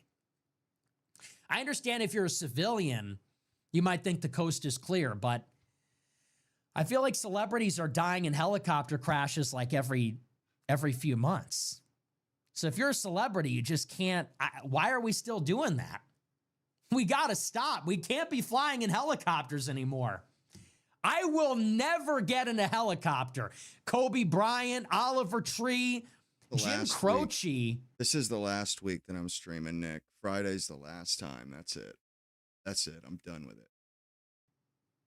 Did he die in a plane, or I think he died in a plane crash? I feel like the private jets are safer than the helicopters. But yeah, like, what are we thinking? People are just dying in helicopters every day now. I'm not victim blaming. I'm not saying it's his fault, but like, why are we getting, and in Brazil of all places? And then I saw a video this weekend. Did you see there was like a viral video? I think it was either Brazil or Mexico, where this like 21-year-old girl was bungee jumping and they forgot to put the bungee cord on her harness. So they just threw her off a cliff. Anybody seen that shit with clavicular with his nose? Don't believe that shit. That's the biggest bunch of bullshit I've ever seen. As soon as I seen it and them talking about it on Tim Pool's show or that pop culture show, bro, it's such bullshit. Clav's just trying to get more eyeballs on him. It's a total joke, man. Yeah, I get that Nick gets me views. I don't want the views anymore, though. I'm gonna do it on my own. By the way, suck. I get those subtitles through Substack. You just have to do live. You have to go live on Substack. Never seen it done like that before. They literally had her hoisted over their head. She's like this, and they just threw her off a cliff, and she just fell and died because they forgot to put the bungee cord on her. It's like, you can't get in a helicopter. You shouldn't be jumping out of a plane or jumping off a cliff anyway. But then you go and do it in Brazil and Mexico. I feel like it's just asking for trouble. Did you see that video? It's like horrifying. They literally picked this girl up and then they just threw her off the cliff. It's like nobody checked. Is this like a business? Don't you do this every day? Like, you wake up, go to work, time to put the bungee cord on the customers. Bunch of drunk Mexicans, they forgot to put the fucking clip on her, so they just threw her off a cliff, and then it's horrible. I shouldn't laugh. But it is kind of funny. It's a horrible tragedy, but like, they just threw her off and just, she just hit the ground. So I'm not doing that. I'm not getting on a helicopter. As a matter of fact, I'm just not even going to Brazil. Like, I'm not going to Brazil. I don't want to go to Mexico. I'm good here. But anyway, so I just want to say that. F in the chat, please. F's in the live chat. RIP. Rest in peace, Oliver Tree. Will be missed. Great artist. You got to load up the Spotify playlist in his memory. But anyway, with that out of the way, we are going to move on. We're going to dive into the show. Obviously, there's some very big news, which is that at long last, we finally have the Memorandum of Understanding between Iran and the United States.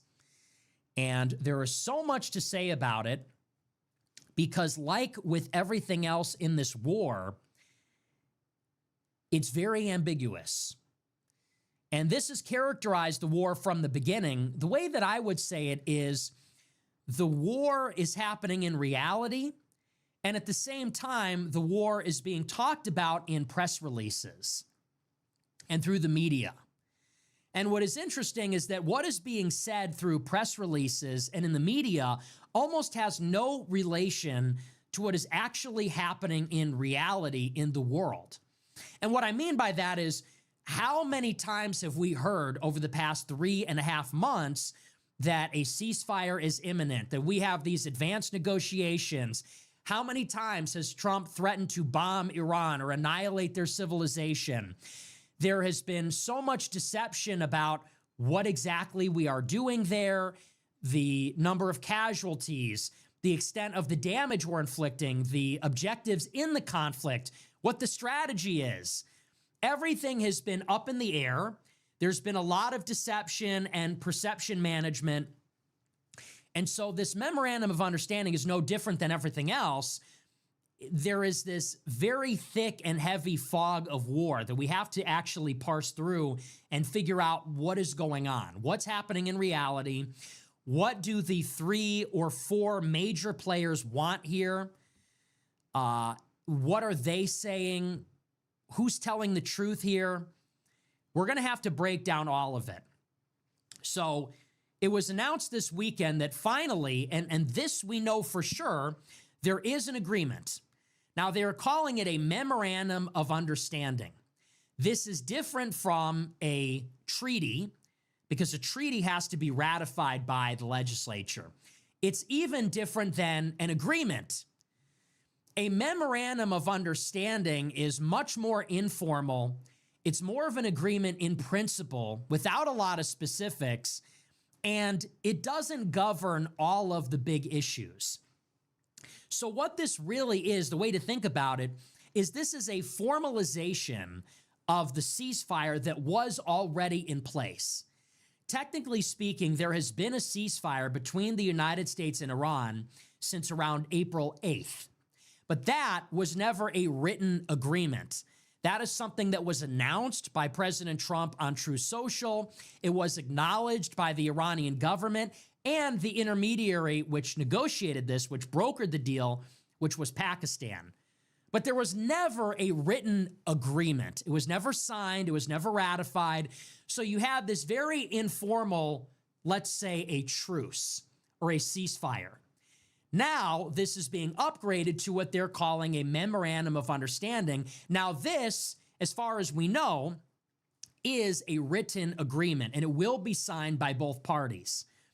But this, too, just like the ceasefire, is also a short-term truce.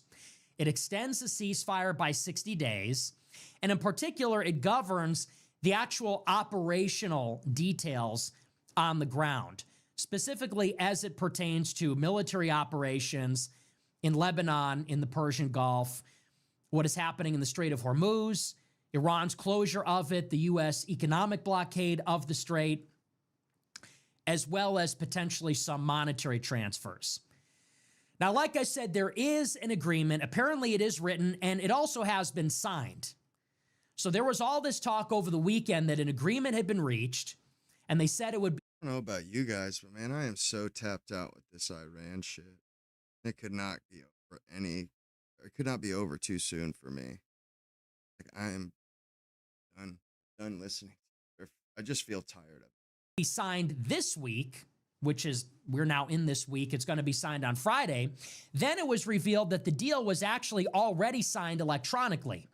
So there's an agreement, it's written, and apparently it's also already been signed over the internet. And this was confirmed by the United States, then by Iran, and then by Pakistan. So there is an agreement and it's real. But this is where it gets complicated. We don't actually know what's in it. We know, like I said, there's an agreement, it's written, it's signed. Every party has acknowledged that this has happened. So the United States and Iran are the signatories. It was brokered jointly by Pakistan and Qatar, supporting role played by Saudi Arabia, Turkey, and others. That is as much as we know for sure, because this is what has been confirmed publicly. The actual details of the agreement are unclear.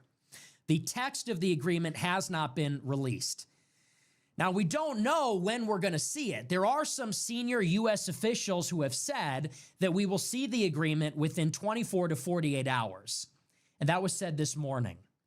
So we could see it as soon as tomorrow or Wednesday, but other members of the government, like President Trump, have said that we will see the agreement after Friday, after it is signed in a ceremony in Switzerland on Friday. So we haven't seen it. We don't even really know when we're going to see it. It could be tomorrow. It could be Saturday. We're not even sure. With that being said, both sides are leaking to the press what is in the agreement. Iran was actually first to the punch, and they said yesterday in their state broadcaster what is in the agreement, and they gave their account of it. Now, the United States has responded and actually disputed some of the details. There seem to be some major discrepancies about the agreement. And we're going to work through, this is an article from the New York Times talking about where we are here. And then we're going to talk about some of the provisions.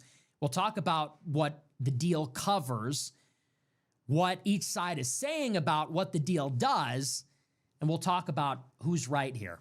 So this is from the New York Times. It says, quote, with the full text of the deal to end the war between the U.S. and Iran still under wraps, confusion reigned on Monday about just what negotiators for the two countries had actually agreed to. Prime Minister Netanyahu of Israel said the Israeli forces would remain in Lebanon, and Iran disputed contentions by the Trump administration that ships will be able to transit the Strait of Hormuz without charge, saying it intended to charge fees but not tolls. A ceremonial signing of the agreement is to take place on Friday in Geneva. On Sunday, the United States and Iran signed a framework agreement ending their months-long war, but a day later, officials on both sides were making conflicting statements about its terms. The agreement's immediate scope was focused primarily on ending military strikes and allowing traffic to resume through the Strait of Hormuz, a vital global shipping lane. But American and Iranian officials acknowledged that they had put off discussions of their most serious disagreements until a later round of talks. For his part, Mr. Netanyahu on Monday appeared to distance himself from the deal and to suggest that he did not feel bound by it. Mr. Trump said the deal would restart safe passage of oil tankers through the strait as soon as Friday, solving a problem which did not exist until the U.S. and Israel initiated the war. Returning the strait to its pre-war conditions could relieve Americans of soaring gas prices. And after the deal, a 60-day period of negotiations toward a comprehensive peace agreement would begin. The talks are likely to be complex, and the deal could still come apart. Abbas Araghchi, Iran's foreign minister, said on Monday that negotiations would grapple with two issues on which neither side has shown much willingness to compromise, which is the easing of American economic sanctions against Iran and limiting Tehran's nuclear program. And they will be made more difficult, he said, by a history of broken promises. So here is what we know about the deal. What the deal covers, and this is the structure of the deal. The deal covers, in particular, the actual fighting between the United States and Iran. So we could call that the business of the actual ceasefire. So what the Memorandum of Understanding does, first and foremost, is it ends the war. It says that there's a cessation of all hostilities in the Persian Gulf, and then maybe more controversially and more contentiously, also in Lebanon. So that's number one. Number two, it governs what happens in the strait. So currently, Iran has closed the Strait of Hormuz, and the United States has blockaded the Strait of Hormuz to Iranian commercial shipping. So in addition to ending all hostilities in the Gulf and in Lebanon, the deal also has this mutual opening of the strait. The U.S. ends its blockade, and Iran opens up the strait. So you could say that's the business of the Strait of Hormuz and its opening. The third part of the deal is actually talking about the future negotiations on the deeper, more systemic issues, which are the nuclear program and the sanctions. And if you recall, those are actually the reasons the war started in the first place. This is why the U.S. and Israel attacked Iran last year, and ostensibly this is why we attacked Iran again this year. It was to degrade or potentially destroy Iran's nuclear program, to degrade and destroy their missile arsenal, ultimately to seek regime change. Now, we're not even considering regime change, obviously. The Iranian regime will not negotiate its own destruction. Iran has ruled out any discussions about their missile program or their proxies. And so the only issue that we actually got into the war in the first place to solve, which is the nuclear issue, it's not even covered by this Memorandum of Understanding. The only thing the MOU says about that is that we're going to talk about it later. And so you could say the third thing is the business of future talks. It says that while this ceasefire is extended and while we open up the strait, there will be a 60-day period where we basically negotiate the rest. And so then, once this MOU is finalized, once we have the ceremonial signing on Friday and the war ends, the strait opens, then there's sort of like a phase two that begins. There's this 60-day period where now we're going to get down to business and figure out what we're going to do about Iran's centrifuges, which enrich uranium, their already existing stockpile of highly enriched uranium, and then how we're going to incentivize them to do this by, over time, unfreezing the money that has been frozen in foreign banks, which is Iranian money, and the lifting of primary and secondary sanctions, which have been applied because of Iran's nuclear program. So those are kind of the three big categories of the MOU. It is ending the war, it's opening up the strait, And then it's talking about the future conditions under which we'll negotiate about those deeper, more structural issues. Now, the first thing to say about the MOU, which is really interesting, and this is really the headline and this is the obvious, is this basically confirms that the United States has lost the war. One way to look at this is it is a unilateral surrender. This is a unilateral withdrawal and ending of the conflict by the United States because we lost. The war for us became too economically costly, too militarily costly, such that we could not sustain it. And what I'm talking about specifically is, as long as Iran closes the Strait of Hormuz, we are being bled economically because of the high oil prices, which can only be offset by depleting our strategic petroleum reserve, which is about to run out. It just hit the lowest level since the Reagan administration 50 years ago. So we have literally been bled dry of oil, and what would have happened next is that energy prices would have skyrocketed, would have pushed inflation even higher, and could have collapsed our economy. And by the way, that might still happen next year. There's actually a pretty good chance there might be a recession anyway. There's always an economic contraction that follows an energy shock. So economically, we just could not go on without opening up the Strait of Hormuz to Iran's oil. And then militarily, the same thing is also true. We did not stop bombing Iran because Iran was giving us concessions. We stopped bombing Iran because it was hurting us more than it was hurting them. As long as we were bombing Iran, Iran was raining missiles and drones on the Gulf countries, U.S. bases, and Israel. And it got to a point where it was draining our stockpile of missile interceptors, which we're going to need for future conflicts. We burned through, by some estimates, 70% of our stockpile. And then, notwithstanding the fact that we're burning up all our interceptors, Iran's drones and missiles are still impacting U.S. bases and the Gulf countries, and they've done hundreds of billions of dollars in damage to 9 to 15 U.S. military installations. So it was becoming economically costly because of the oil. It's also becoming unbearable militarily because they're basically destroying our military footprint, which exists in about a half dozen countries across the Middle East. So we were in a position where we had to sue for peace. And the reason you know this is because, ask yourself, if this MOU only governs these three issues, which are, we're going to stop bombing them permanently, Iran is going to open up the strait, and then there's a commitment to talk about their nuclear program in the future of this agreement. The answer is nothing. We're getting nothing out of this. We're going to stop bombing Iran?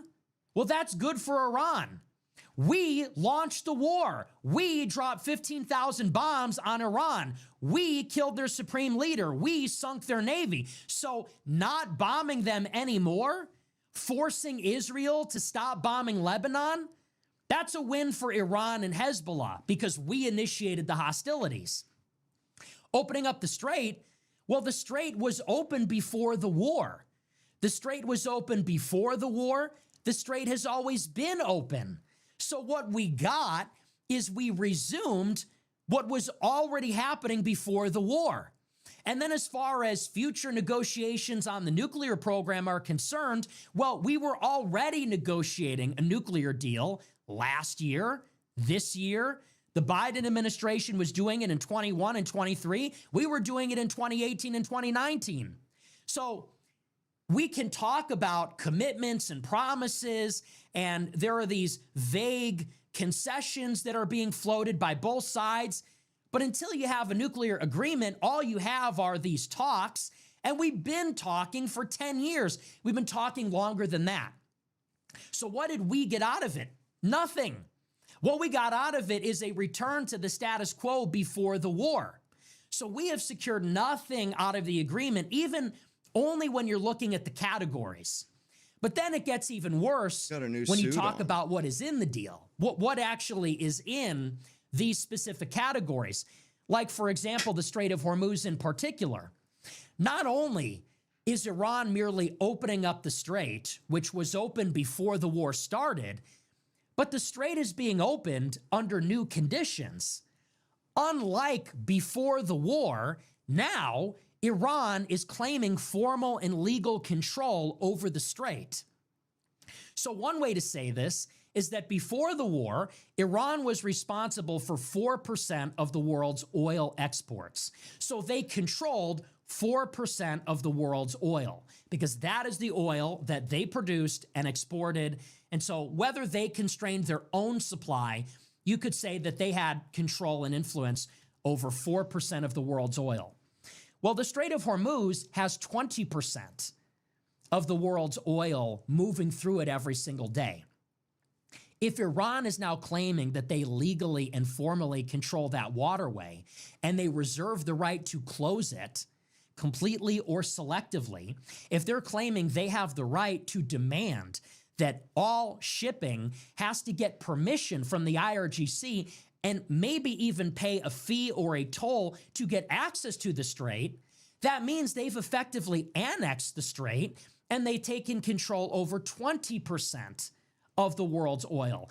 If they get full control over whether that oil goes to the market or not, that means they control now a fifth of the world's oil supply. So it's actually worse. Not only are we negotiating to open the strait, which had been open prior to the conflict, now the strait is opening under new management. And we're effectively conceding it to Iran. It's now theirs, they own it, and owning it, they get to charge a rent on it. They get to charge a toll. Then you consider how we got Iran to the negotiating table. We are talking about unfreezing their money. We're talking separately. This is also part of the agreement.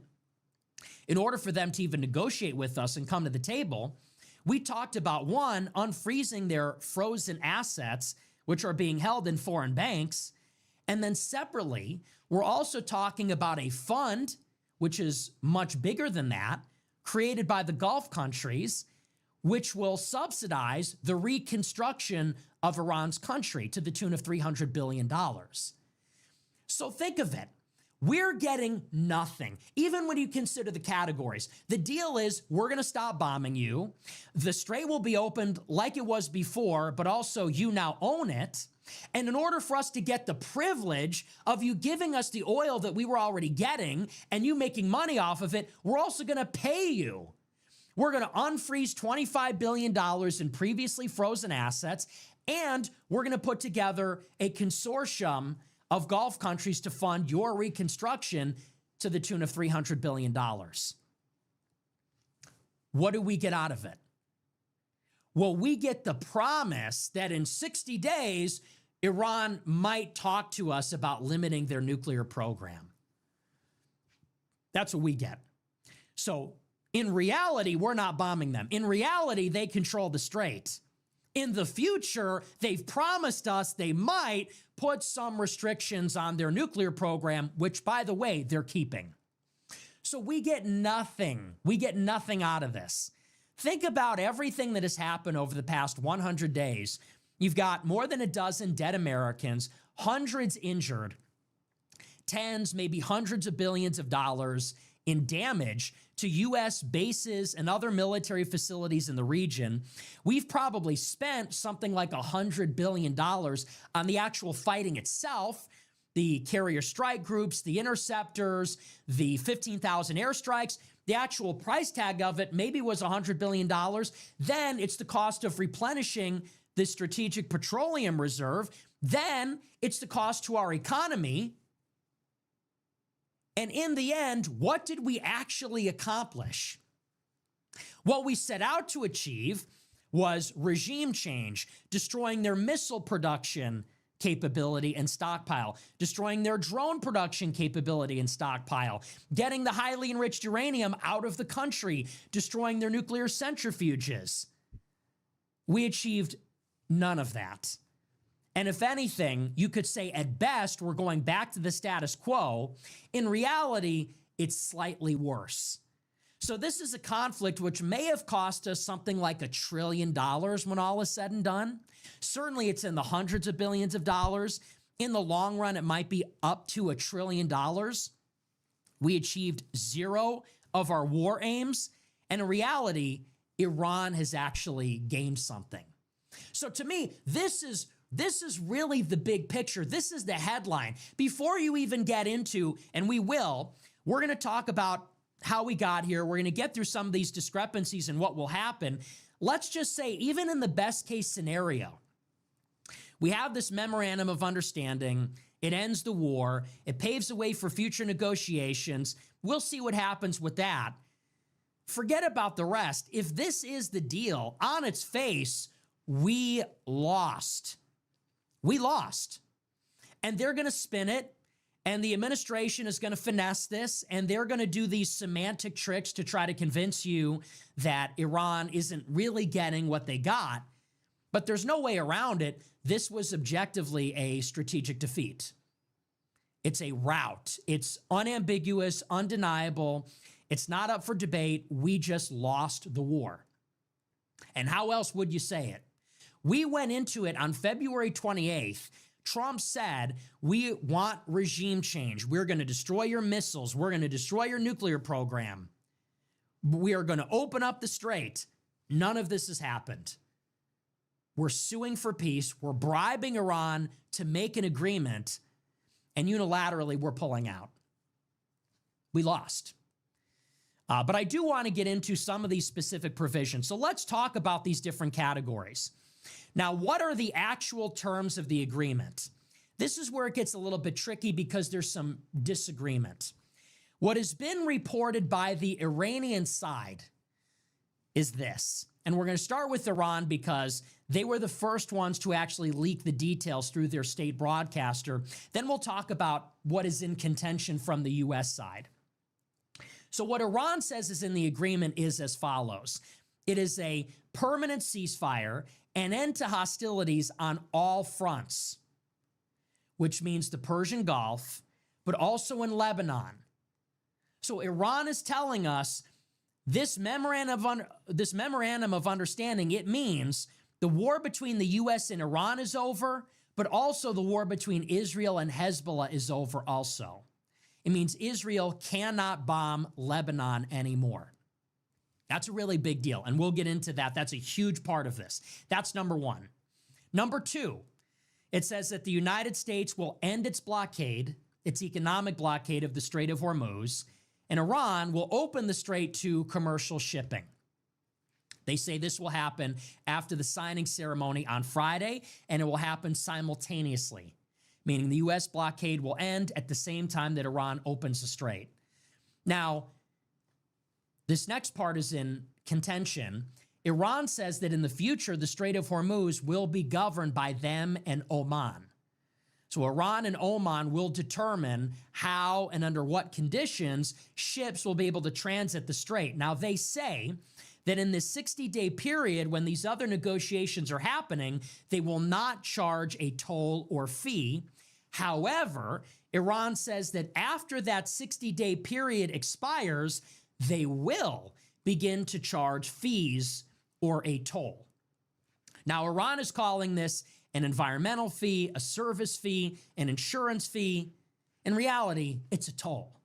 You can call it anything you want, but in the past, you did not need permission from Iran to go through. Now you do. In the past, it was free to go through the Strait of Hormuz. Now it costs you money. And again, they could call it a fee, they could call it a toll, call it whatever you want. Iran is formally claiming that they and Oman will govern the strait, and they reserve the right after this 60-day period to charge money. Call whatever you want. That is what they're saying. But they say the strait is open. Then there are some monetary attributes as well. Iran is claiming that the United States will unfreeze $25 billion in frozen funds upon completion of the 60-day period of negotiations, and that 50% of those funds will be made available up front. So it's $25 billion in frozen assets held in foreign banks. They will be unfrozen under the life of the deal, but up front, Iran gets half. So this is that $12 billion number you're hearing. Iran is claiming they're getting $12 billion up front, not contingent on compliance or performance. They're just getting it as a freebie. Additionally, there is talk of a $300 billion reconstruction fund, which will be funded by the Gulf countries. There's no details about this. And this sounds like the Gaza Peace Board. It's going to be spearheaded by Jared Kushner, like the Gaza Peace Board. It's going to involve the Gulf countries, like the Gaza Peace Board. Jared Kushner has a lot of relationships, as does Steve Witkoff, the other chief negotiator, Howard Lutnick. They do a lot of business in Qatar, the Emirates, Saudi Arabia. Presumably, it will be coming out of those sovereign wealth funds. They'll be funding through some consortium, this big fund, $300 billion to rebuild Iran. That's the second big monetary aspect, and that's separate from the frozen funds.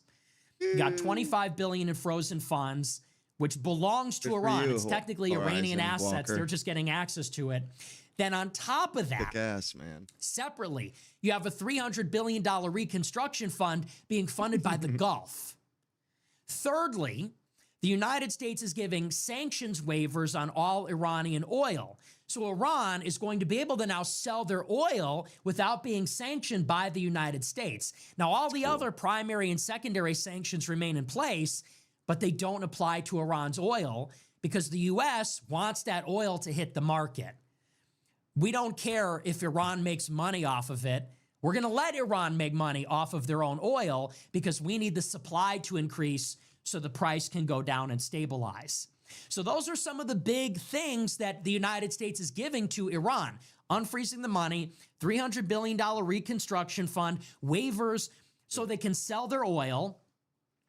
And then Iran has agreed that over the next 60 days, they're going to sit down with technocratic experts, nuclear experts, and they're going to negotiate on their nuclear program. And what has been discussed on this, again, nothing has been agreed to. They're talking about a longer-term permanent nuclear deal that will be passed by the UN Security Council. It will have Iran reaffirm its commitment to the Non-Proliferation Treaty. In other words, they'll vow they won't pursue a nuclear weapon. And it looks like there's actually even more give from the United States. Trump has indicated that he's willing to allow Iran to dilute their stockpile of highly enriched uranium. You might remember previously, Trump was demanding that they forfeit it to the United States. They have 900 pounds of highly enriched uranium, which would not take a lot more further enrichment to make it weapons grade to make nuclear bombs with it. Previously, Trump was insisting that they give it to us and no other country. They had to give us all of it, and that's the only way we were going to let them handle this. Now Trump is saying we will allow the IAEA to enter Iran and oversee the dilution of that. So in other words, it goes from highly enriched to low enriched. And then as far as the enrichment is concerned itself, Trump seems to be willing to allow Iran to continue to enrich uranium at a very low level, which is exactly the provisions of the original Iranian nuclear deal. They might allow Iran to enrich up to 1.5%, 3% for peaceful energy purposes, which they can use in their nuclear reactors for nuclear energy. And that's what Trump is talking about in the future. And then depending upon whether Iran complies with those parts of the deal, then we're going to gradually take off primary and secondary sanctions that have been put on them because of the nuclear program. But again, none of that has actually been agreed to. That is all in the future. That's all contingent on these negotiations over the next 60 days.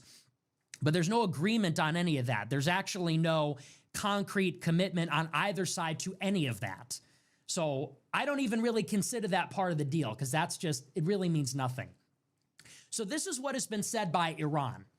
Now, when these details came out yesterday and over the weekend, I was very skeptical because this has been the discussion for the past 8 weeks, 10 weeks. Ever since the middle of April, we have not been able to get a ceasefire. We've not been able to get an MOU or any kind of longer-term truce because of these specific critical issues. And they are, in particular, the fate of Lebanon.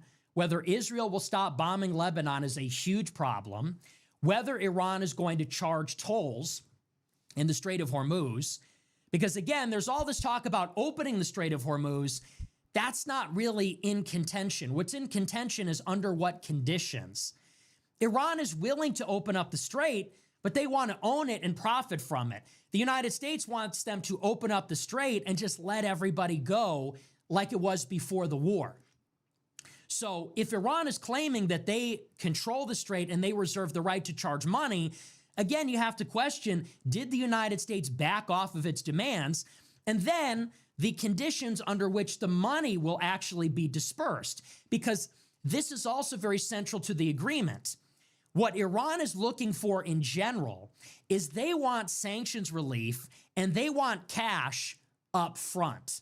They're saying we want reparations now. We need the money, and we're either going to get it from sanctions relief so we can start making money, or we want reparations paid to us in cash up front so we just have the capital.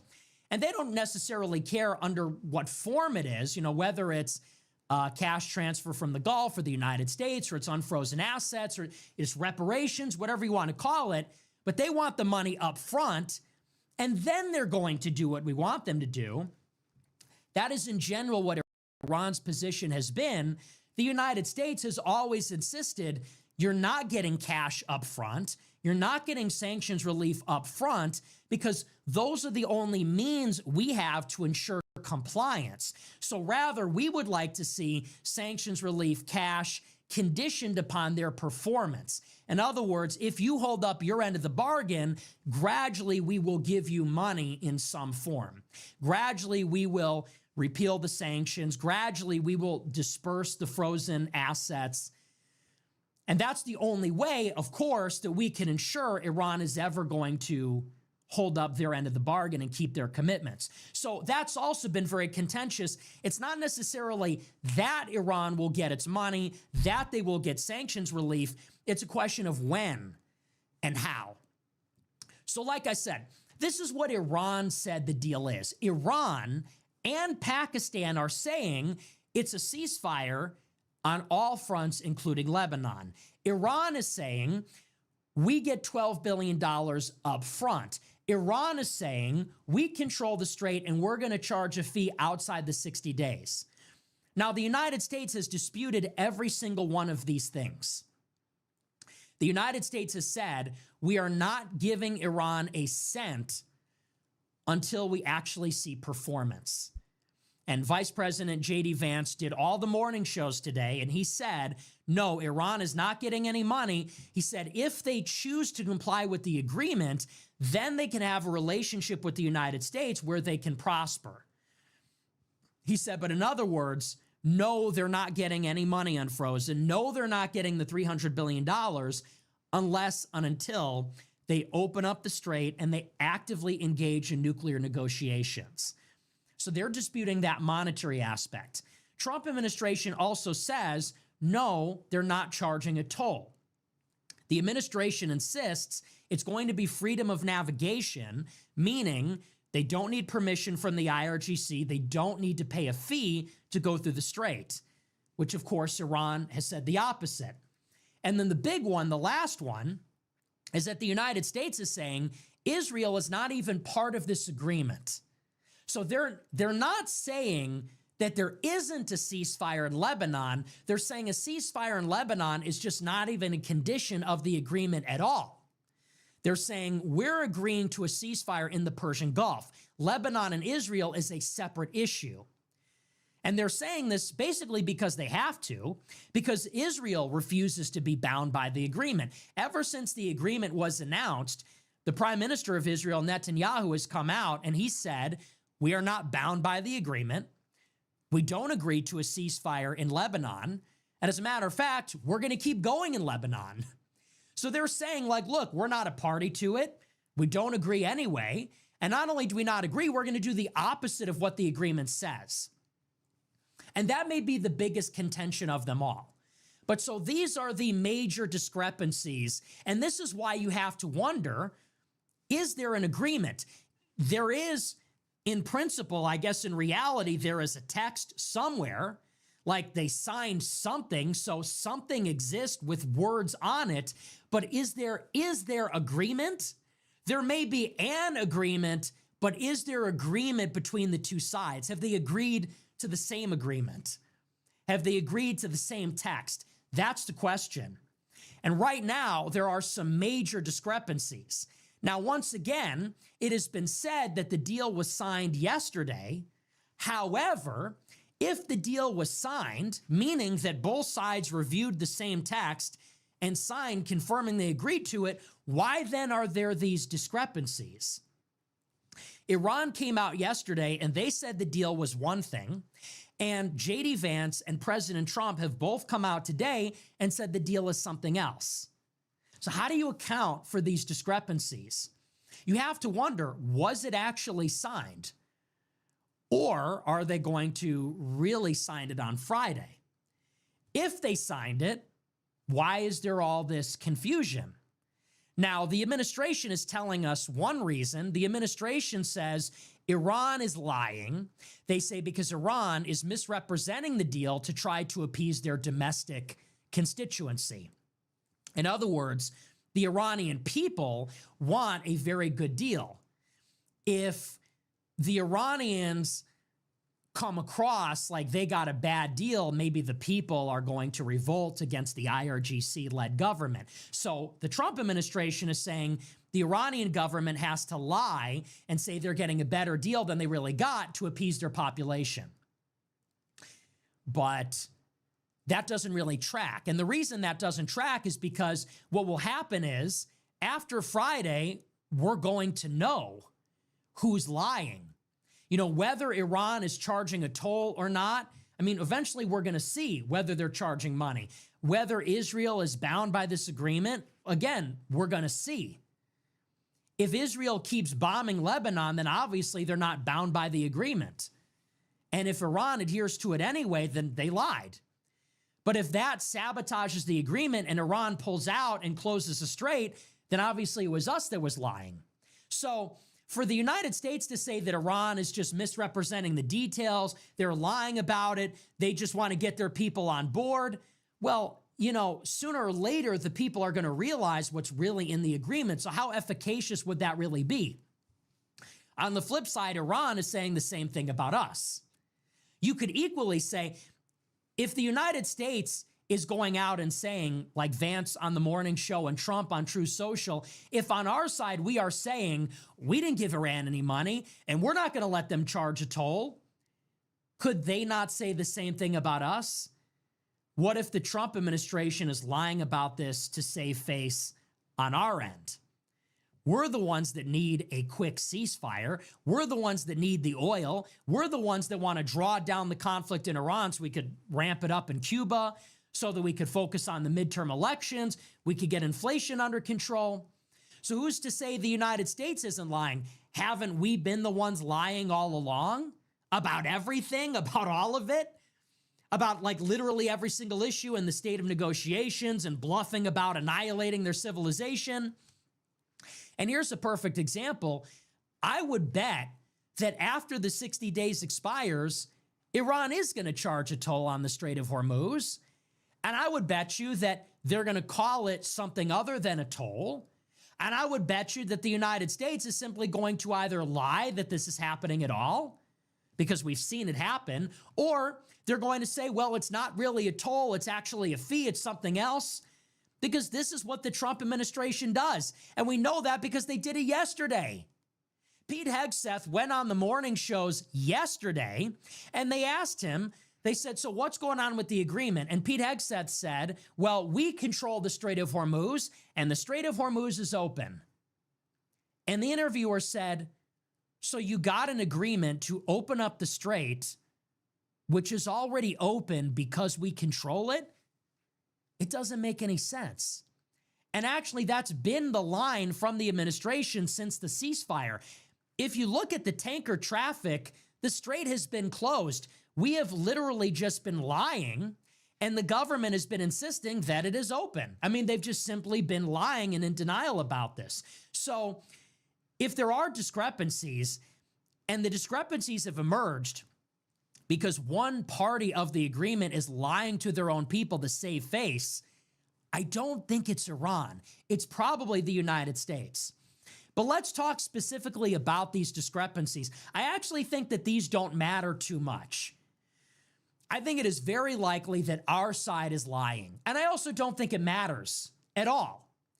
Probably the United States did allow money to be unfrozen and given to Iran. As a matter of fact, that has been reported by some sources that the United States authorized Qatar to unfreeze some money that then went to Iran before the MOU was even agreed to. And I believe that. And I believe that the United States would just simply lie about that. And I also think it's true that Iran is going to control the Strait because they effectively do anyway. And they're going to use that control to charge a toll or charge a fee at some point. And I don't believe the United States will re-enter a conflict with Iran to prevent this from happening. And I think it's very plausible the United States will try to smooth that over, again, with this like semantic loophole and say, well, it's not really a toll. Actually, it's an insurance fee. It's an environmental fee. And I think they're perfectly willing to either lie that it's happening altogether, or again, they're going to find some loophole to spin it, and they're going to say it's not a toll when really it is. Here is the biggest problem. The biggest problem is going to be the conflict in Lebanon. That may be the biggest sticking point. And the reason I say this is because that was the original undoing of the ceasefire back in April.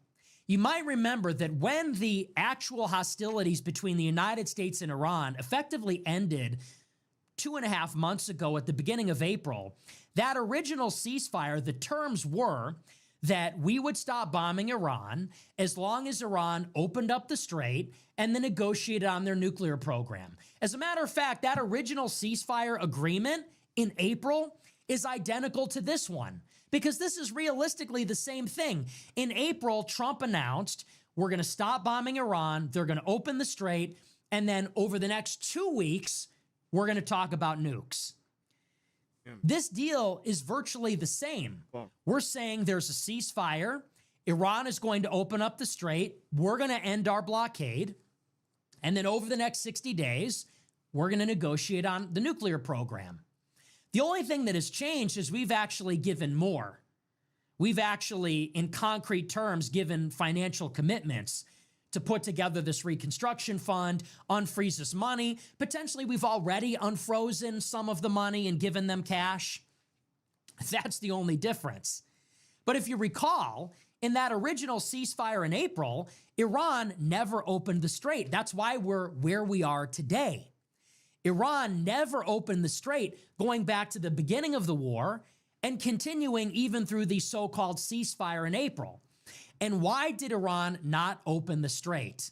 Because just like this memorandum of understanding, that ceasefire in April had all these discrepancies within 24 hours, just like this. The deal was announced on a Tuesday, and within hours, Iran and Pakistan, which brokered the agreement, said it's not just a ceasefire in the Persian Gulf, it's also a ceasefire in Lebanon as well, where Israel has resumed their war against Hezbollah in Lebanon. And Iran and Pakistan said that the agreement it's not even a question of, discrepancies or lying to your own people. Iran and Pakistan, which brokered the deal, they both said Washington agreed it's a ceasefire on all fronts.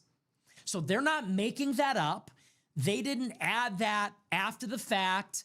They're not lying to their own people to sell it to their population.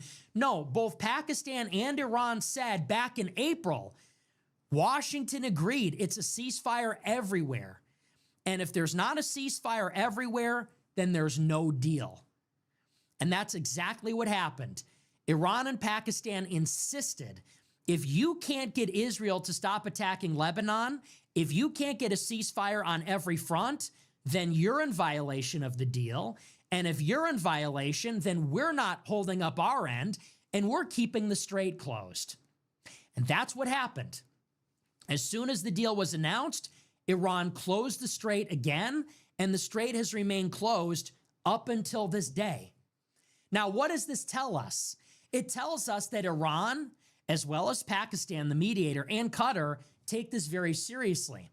They are insistent, and they've been insistent, that Lebanon is a part of any agreement. Not only is it a part of it, but it's actually a precondition for an agreement. In order for Iran to open the strait, in order for Iran even to negotiate, in order for there to be a basis to negotiate with the United States and even make an agreement, Lebanon needs to be a part of it. And so if Lebanon is not a part of it, if the United States is telling us now, like they did in April, that Lebanon is outside the agreement, then there's no deal. And what's more, if Israel continues bombing Lebanon, then not only is there not a deal, but we're in violation of the deal. And that means, again, not only do we not have an agreement and you don't have diplomacy, but Iran is not going to hold up their end. They're going to keep the strait closed. And so that's why this is emerging as maybe the central problem. And this is where this discrepancy thing, it's going to get ironed out very quickly, because we will see on Friday and this weekend if Israel considers themselves bound by the agreement. Is Trump going to be able to get Netanyahu to play ball? Will Netanyahu do that? Is that even in the cards? Will Netanyahu bomb Lebanon just to demonstrate that he's not bound by the agreement? And that will tell us very quickly who's lying here. Because I have a very strong feeling that Iran and Pakistan consider that an essential part of the agreement. I'm sure Washington agreed to it, maybe thinking we could get Netanyahu to play ball. I'm also very confident that Israel does not consider themselves bound by the agreement, and it's not even in their interest for this agreement to succeed. So they actually have an incentive to cause diplomacy to collapse. Additionally, they want to keep fighting in Lebanon, so it's literally a 2-for-1. They're killing two birds with one stone. They want to keep going to war in Lebanon. They want to create a buffer zone in southern Lebanon, which they will eventually annex. And if that means unraveling diplomacy with Iran and the United States in the process, then that's just a bonus. They just get a twofer. They get a 2-for-1. So this is how all of this is shaping up, is you have all this confusion. It's not looking good. You still have 4 days before this big ceremonial signing on Friday, which doesn't even really make sense in itself. If you have Israel bombed Beirut, which Iran specifically, and just like the week before, Israel bombed Beirut. And just like before, Iran said we must retaliate. We are going to launch missiles at Israel. Why? Because Beirut and Lebanon are off limits. Iran is extending their security umbrella over Hezbollah. That is their ally. They want to deter Israel from bombing Lebanon. And in order to do that, they have to reply to every Israeli attack on Lebanon. Otherwise, it doesn't work. Israel needs to get the message that any aggression against Lebanon, in particular in Beirut, will be met with a response. So Iran has to launch missiles at Israel. This is yesterday. Trump goes in and begs Iran not to do this. Trump goes to Iran and says, we have an agreement. It's a done deal. We have a ceasefire. Please don't take the bait. Don't retaliate. Iran threatens to pull out of the negotiations. Iran says we must retaliate. We don't abandon our allies. We told Israel, if you bomb Beirut, we will retaliate against you. We simply have to do it. And so it has been reported that in order to bribe Iran to stay in the negotiations, Trump unfroze money up front and offered to unilaterally end our blockade of the strait first before they open the strait on their end. In other words, Trump sweetened the deal. Trump came to Iran and said, all right, we'll give you some cash. That's not enough? Okay, we'll end our blockade of the strait first, and then you can open it later after we're done. And it has been reported that only because of those two concessions did Iran remain in the negotiations and actually sign on to the MOU. So what does this say about this upcoming week? It says that Israel really has the ability to derail diplomacy, because if the original ceasefire fell apart because there was not a ceasefire on all fronts, In other words, if Iran and Pakistan saw that as a precondition to open the strait, we have reason to believe they feel the same way now as they did back then. If they closed the strait in April because Israel started bombing Lebanon again, who's to say they won't do it again this week? And same thing, if Iran was going to pull out of negotiations yesterday because Israel was bombing Lebanon, who's to say that if Israel starts bombing Lebanon again next week, then Iran doesn't pull out of the deal and reclose the Strait of Hormuz? Okay, good. So this just goes to show the centrality of Lebanon in these negotiations. And what I think is that ultimately Iran does not need a deal. We need a deal. Understand the difference in our two positions. What we need is a very short-term ceasefire because we need economic relief. We are actually desperate to end the conflict because we need the oil to flow. We actually need the oil to go out because our strategic petroleum reserve is just about out. And once that oil... And every single American adult drives a car to and from work every day. Oil is literally our Achilles heel. ...stops being pumped, prices are going to go up fast. They're already going up. Inflation is already ticking back up. And this is a big problem for the U.S. economy. So we really need that oil. And that's why, by the way, we're giving all these concessions. We're getting nothing. We're giving everything. We're giving waivers for Iran to sell their oil without the... You know, and it's fucking crazy. Great Britain, they gave up their empire to win World War II. We're giving up our empire, what? So we can save $1 in gas so that Israel can fucking rape Lebanon? Wow, like, God, how ridiculous. Sanctions that We're have not been even getting imposed anything. because we need the supply to get back to normal. We're bribing them and paying them to open up the strait, unilaterally ending our blockade because we need the supply to go back to normal. So it is imperative for the United States to get a short-term agreement so we can get that immediate economic relief. We can start to normalize. And it's not to say that we're not going to go back into Iran in the future. We just need a respite. We need to build more interceptors. We need to make them more cheaply. We need to build more drones. We need our military to regroup and recalibrate our strategy. And fundamentally, we just need more oil. It's totally the opposite with Iran. Iran is thinking long-term. What Iran is principally focused on... Nick makes the mistake of thinking that we're going to leave this conflict and get more powerful. No, dude, we're getting weaker every single day. We leave this conflict, every day that passes after this conflict, we get weaker. Iran gets stronger. Iran gets stronger. It's that simple. We're not going to go back on the incline. We're just going to continue declining. Establishing deterrence. That is the name of the game for them, is the word deterrence. Why? They know Israel and the United States want regime change. They know Israel and the United States fundamentally want to destroy Iran's ability to enrich uranium and to take their stockpile of highly enriched uranium. They know we want to destroy their missiles. And they know that on a long enough timeline, we're going to come back and come back until our mission is accomplished. Because that's what we've been doing. Over time, we've gradually been escalating. And it started with pulling out of the original nuclear deal. And then it was killing Soleimani. And then it was going to war against their proxies. And then it was bombing their nukes last year. And then it's this war this year. And so what Iran principally wants is they want to impose a very high cost on any future hostilities, any transgression against Iran's sovereignty or their airspace, any attacks on Iran, in other words, have to be considered as an all-out war, and an all-out war has to come at a very high cost, such that the U.S. and Israel are not going to even attempt anything in the future. Iran has to make it clear that if Israel and the United States launch any kind of attack, anything resembling hostilities, it's all-out war.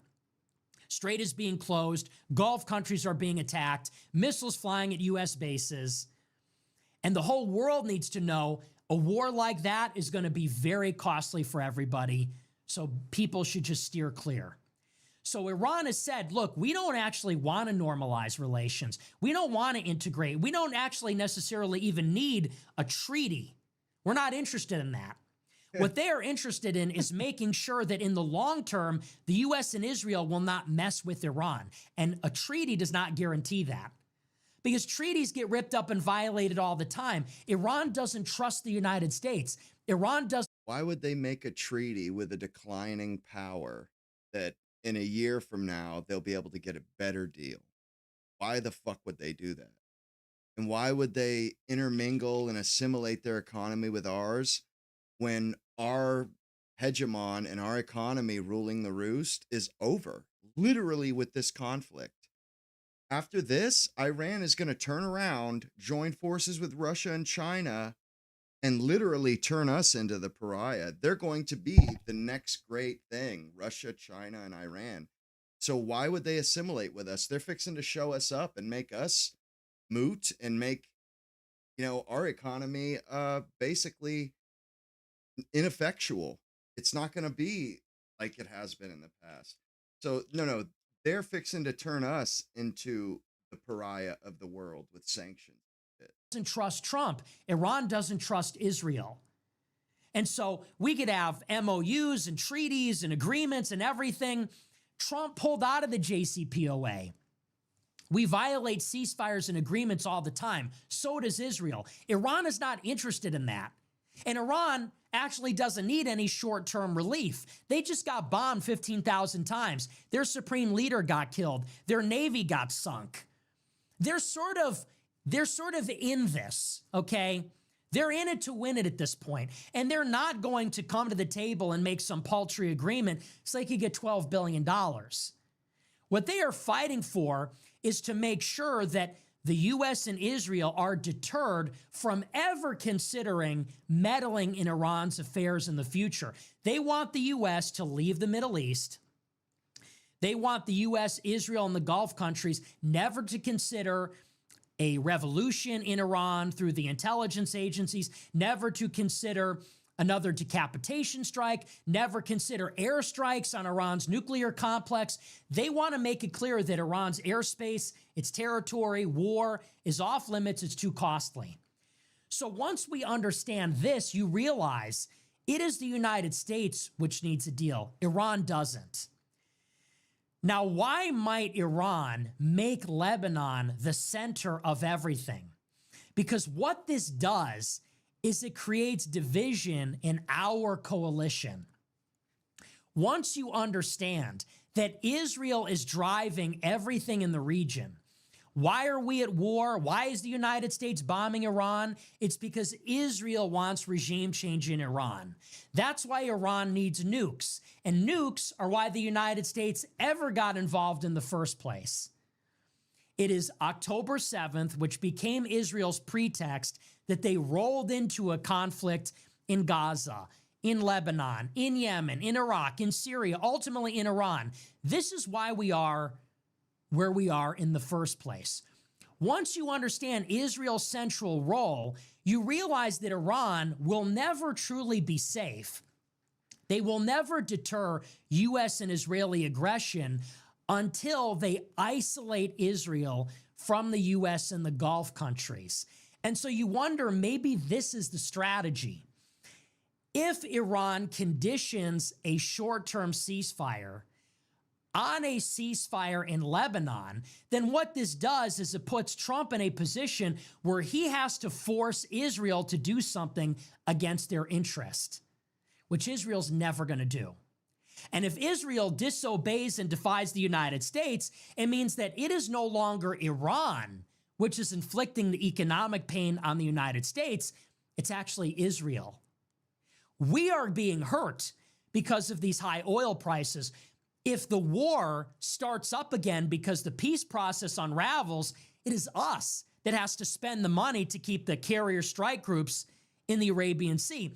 It's us that has to make the Patriot missile batteries and the THAAD systems. We have to shoot down the missiles. It's us that is diverted from our other agenda in the Pacific, in the Caribbean, in Europe. And pretty soon we're going to stop blaming Iran because Iran wants to make a deal, and we're going to start blaming our closest ally. Because we're saying, look, we're fighting your war.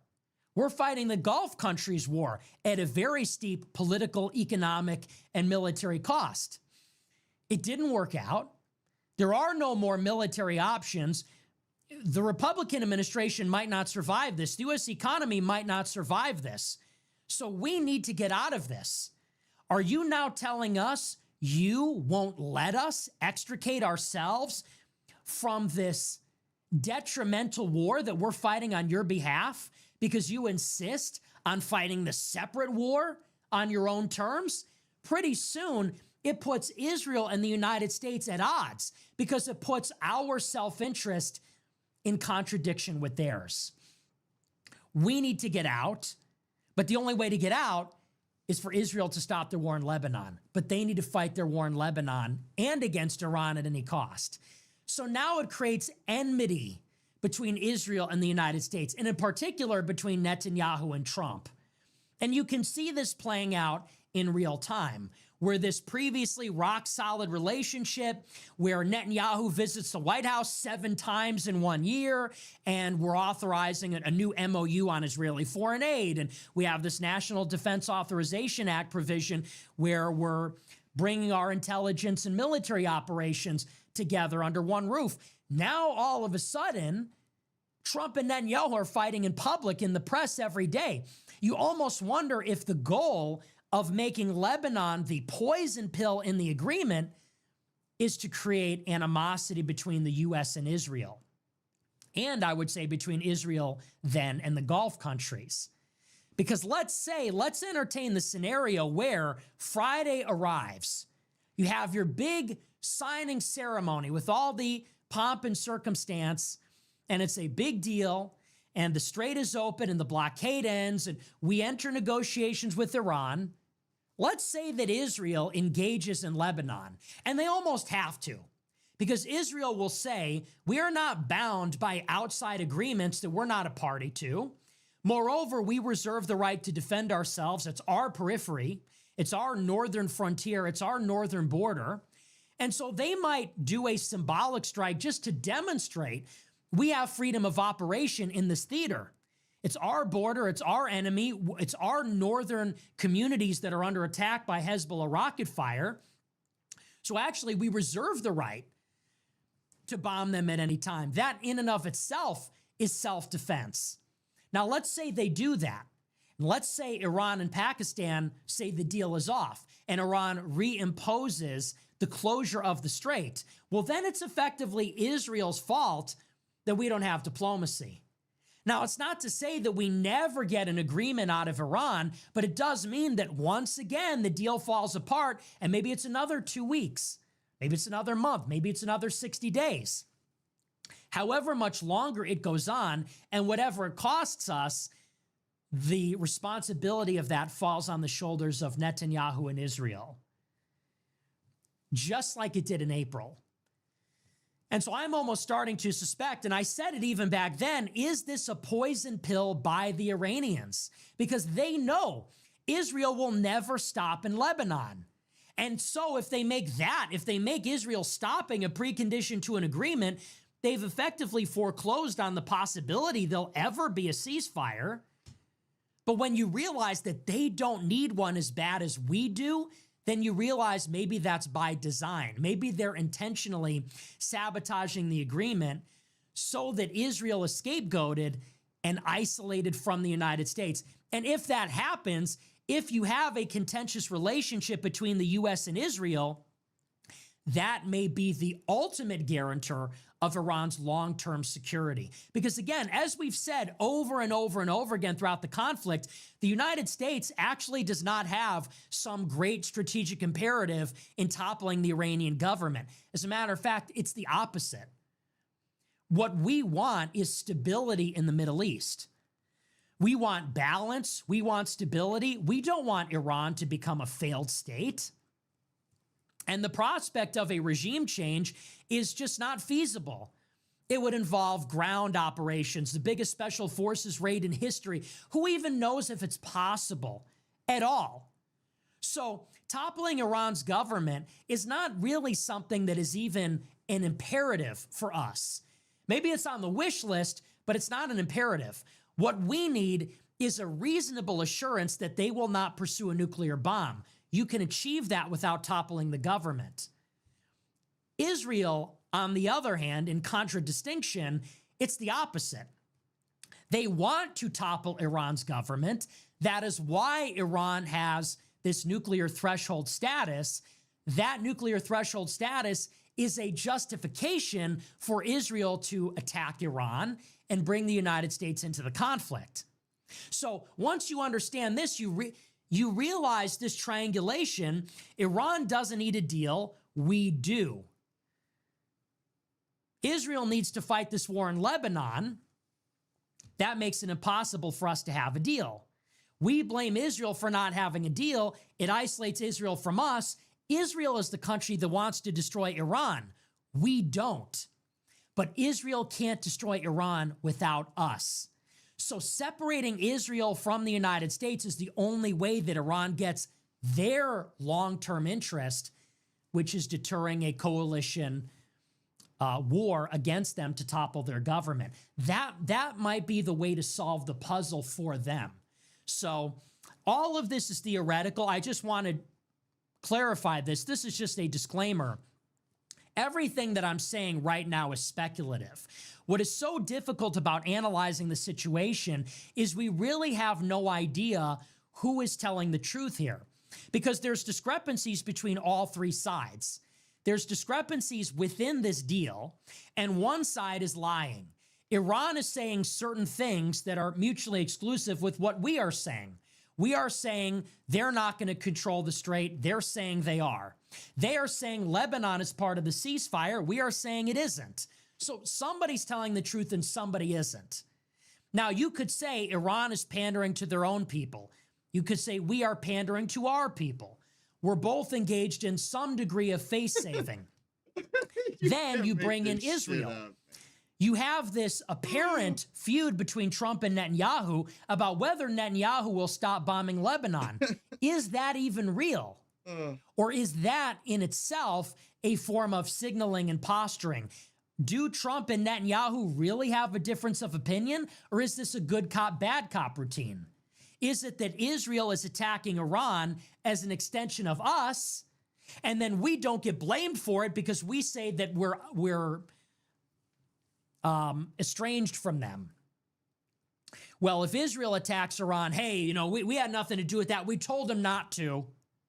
You know, so to what extent is that even real? Is Trump really calling up Netanyahu and Matt on the phone? Or is that something they're planting in the press to convey to the Iranians so that we can be the good cop and Israel can be the wild card, bulldog, attack dog that we might let off the leash, that Iran has to worry about? So you don't even know what the relationship is between Israel and the United States, because just like Iran has to pander to its population, and just like Trump is looking to save face, Netanyahu too is facing elections in October, and he needs to project strength as well. He needs to equally keep Trump happy, but he also has to project strength within the Knesset and within Israel, that he's doing a good job fighting Hezbollah, fighting Iran, that all these years of war and getting Israel to be isolated were worth it, that he's actually achieving anything meaningful strategically in the region. So that's what makes it very difficult to say, because there's just so many variables. You just don't really know who is telling the truth. And so that's why it's going to be very interesting to see this weekend. You're going to have the signing ceremony. Who knows if we even get there? This is what we have to look for. These are some questions we have to ask ourselves. One, when do we see the agreement?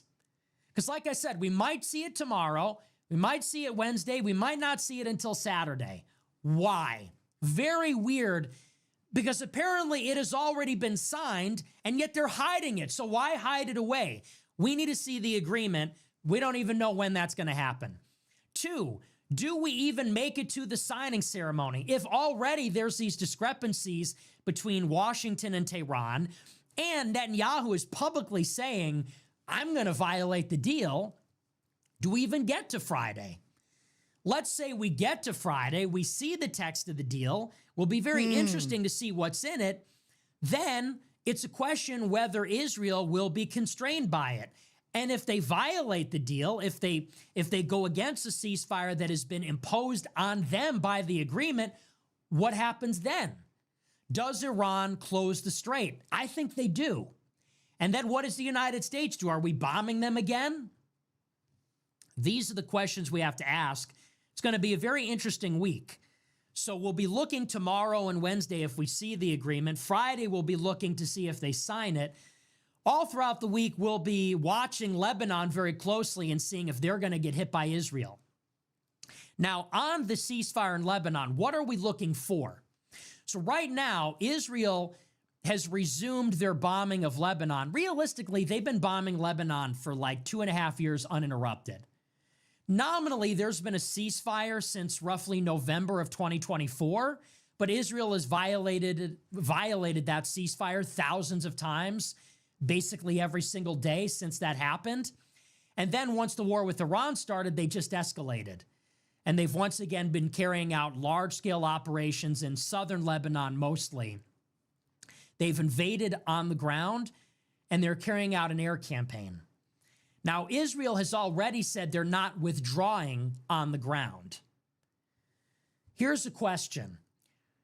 If there is a ceasefire in Lebanon, does that mean Israel has to withdraw, or does it simply mean they have to stop bombing?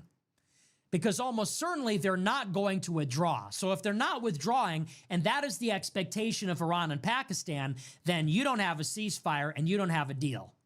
Because Israel's defense minister already said, we're not leaving. Shit. So does the ceasefire mean that Israel merely stops bombing Lebanon? And again, I don't think that's likely either, but certainly it's more likely than a withdrawal. And if that's what they mean, then maybe there's a period of time where Netanyahu refrains from bombing while reserving the right to be able to bomb and insisting he's not bound by the deal. But how long will that last? Because again, Israel's been bombing Lebanon every day for 3 years. So are they going to stop altogether? That doesn't seem very likely. And certainly, if they don't withdraw and if they don't stop bombing altogether, then that's not a ceasefire. And if it's not a ceasefire, then you don't have an agreement. So that is what we're looking for on that front. And this is altogether what we are looking at in terms of the memorandum of understanding. It seems like it's just opened up a lot more questions than answers. Again, we don't know what is going on here. Is there an agreement? If there is, why haven't we seen it? When are we going to see it? When does it go into effect? If you signed it yesterday, why do we have to wait for this symbolic signing on Friday? What the fuck is in it? We just don't know. Like I said at the very beginning, however, any way that you cut it, we lost. Any way that you cut it, whether it's the worst version of it that Iran has said to their state broadcaster, or it's the best version of it that we are talking about it on TV, we have lost the war. We are paying them to open up the strait, which was already opened, but which they now have gained in the war in exchange for us not bombing them any longer. I don't know what else you call that other than a surrender on Iran's terms. And even if you have this agreement in place, then we're right back where we started last year, which is negotiating over Iran's nuclear program, where the only indication of any change in any position is that we are giving way more concessions to Iran we're in a worse after we fought the war. Fucking bullshit. And maybe we'll talk more on that on Friday or on Monday, depending on the outcome of what happens at the signing ceremony. But even as far as those negotiations are concerned, it's already not looking good. Looks like we're giving up everything. I will say, though, it is a relief. If the war ends, then that will be a sigh of relief for everybody. Obviously, we want the war to end. It was a giant mistake. If we can walk away from it, that's a good thing. And it's a good thing that Iran won. See why? But there's no question that we have suffered a humiliating strategic defeat at their hands, and that is objectively just not good for the United States in the long run. So that's the situation with the MOU. We'll probably talk more about it this week. But for now, we're going to move on. We're going to take a look at our super chats. We'll see what you guys have to say about all this. And I was talking about women in their yoga pants before Nick came on. Bro, I pulled up TikTok, which I never do that for some reason. You know, I've started to figure it out. Well, one of the top trending things was pantyless yoga pants. I pull that shit up and it's nothing but camel toes and ass crack. What the fuck, man? It's disgusting, dude. We're going to work through it, and I'm sure there'll be some questions about it here, too. Camel toes. I'm just trying to think. I think I got through everything. It's sort of hard because it's a lot of material to go over. And a lot of unknowns. Fuck, man? It's just filthy. But I hope I did a good job. These I hope women. It is disgusting. I hope that was informative. Hopefully the best take you're going to hear about the MOU so far. All right, but we're going to take a look here. We'll see what we got. Girls showing off their fucking camel. Let's see. Gumble2Gumble sent $20. I think I'm a nice guy, but I'll skip your super chat and try to get you to buy merch that will get you into the physical fights I tell you to avoid. Real nice guy. Discretion. I don't know what that means, but I appreciate it. Thank you. Sent $20. What's crazier than Candace saying all that shit is her followers who believe it all? It's crazy. Yeah, that's true. I don't know. I mean, it's crazy enough that she believes it. It's crazy that she believes it because she's supposed to be like a major influencer. It's crazy to me that somebody could be that influential and that irresponsible. I don't know. I disagree. Because, I mean, look, anybody can get a following saying anything because people are idiots. So there's no shortage of total ignoramuses that are going to No Kings protests and climate protests and the Women's March and anti-ICE protests. So you could really get a following of idiots saying anything. It's scary that somebody as influential as her is saying things that are that crazy. Talking about remote viewing and time travel and giants and aliens and what did she say? The Bolsheviks became the Zionists and they're all Frankists. It's like, I disagree. I think it's scarier that she's doing that. LD and Nat sent $20. Did you ever see Jimbo convinced Candace he worked security at a hotel in Provo and saw men in black with a rifle? I did see that. That was funny. Commonwealth Grower % $50. Is it possible Vance taking the lead in Geneva hurts him in 2028? Media will frame the deal as a loss and I can't imagine it helps him win back any donors from Rubio.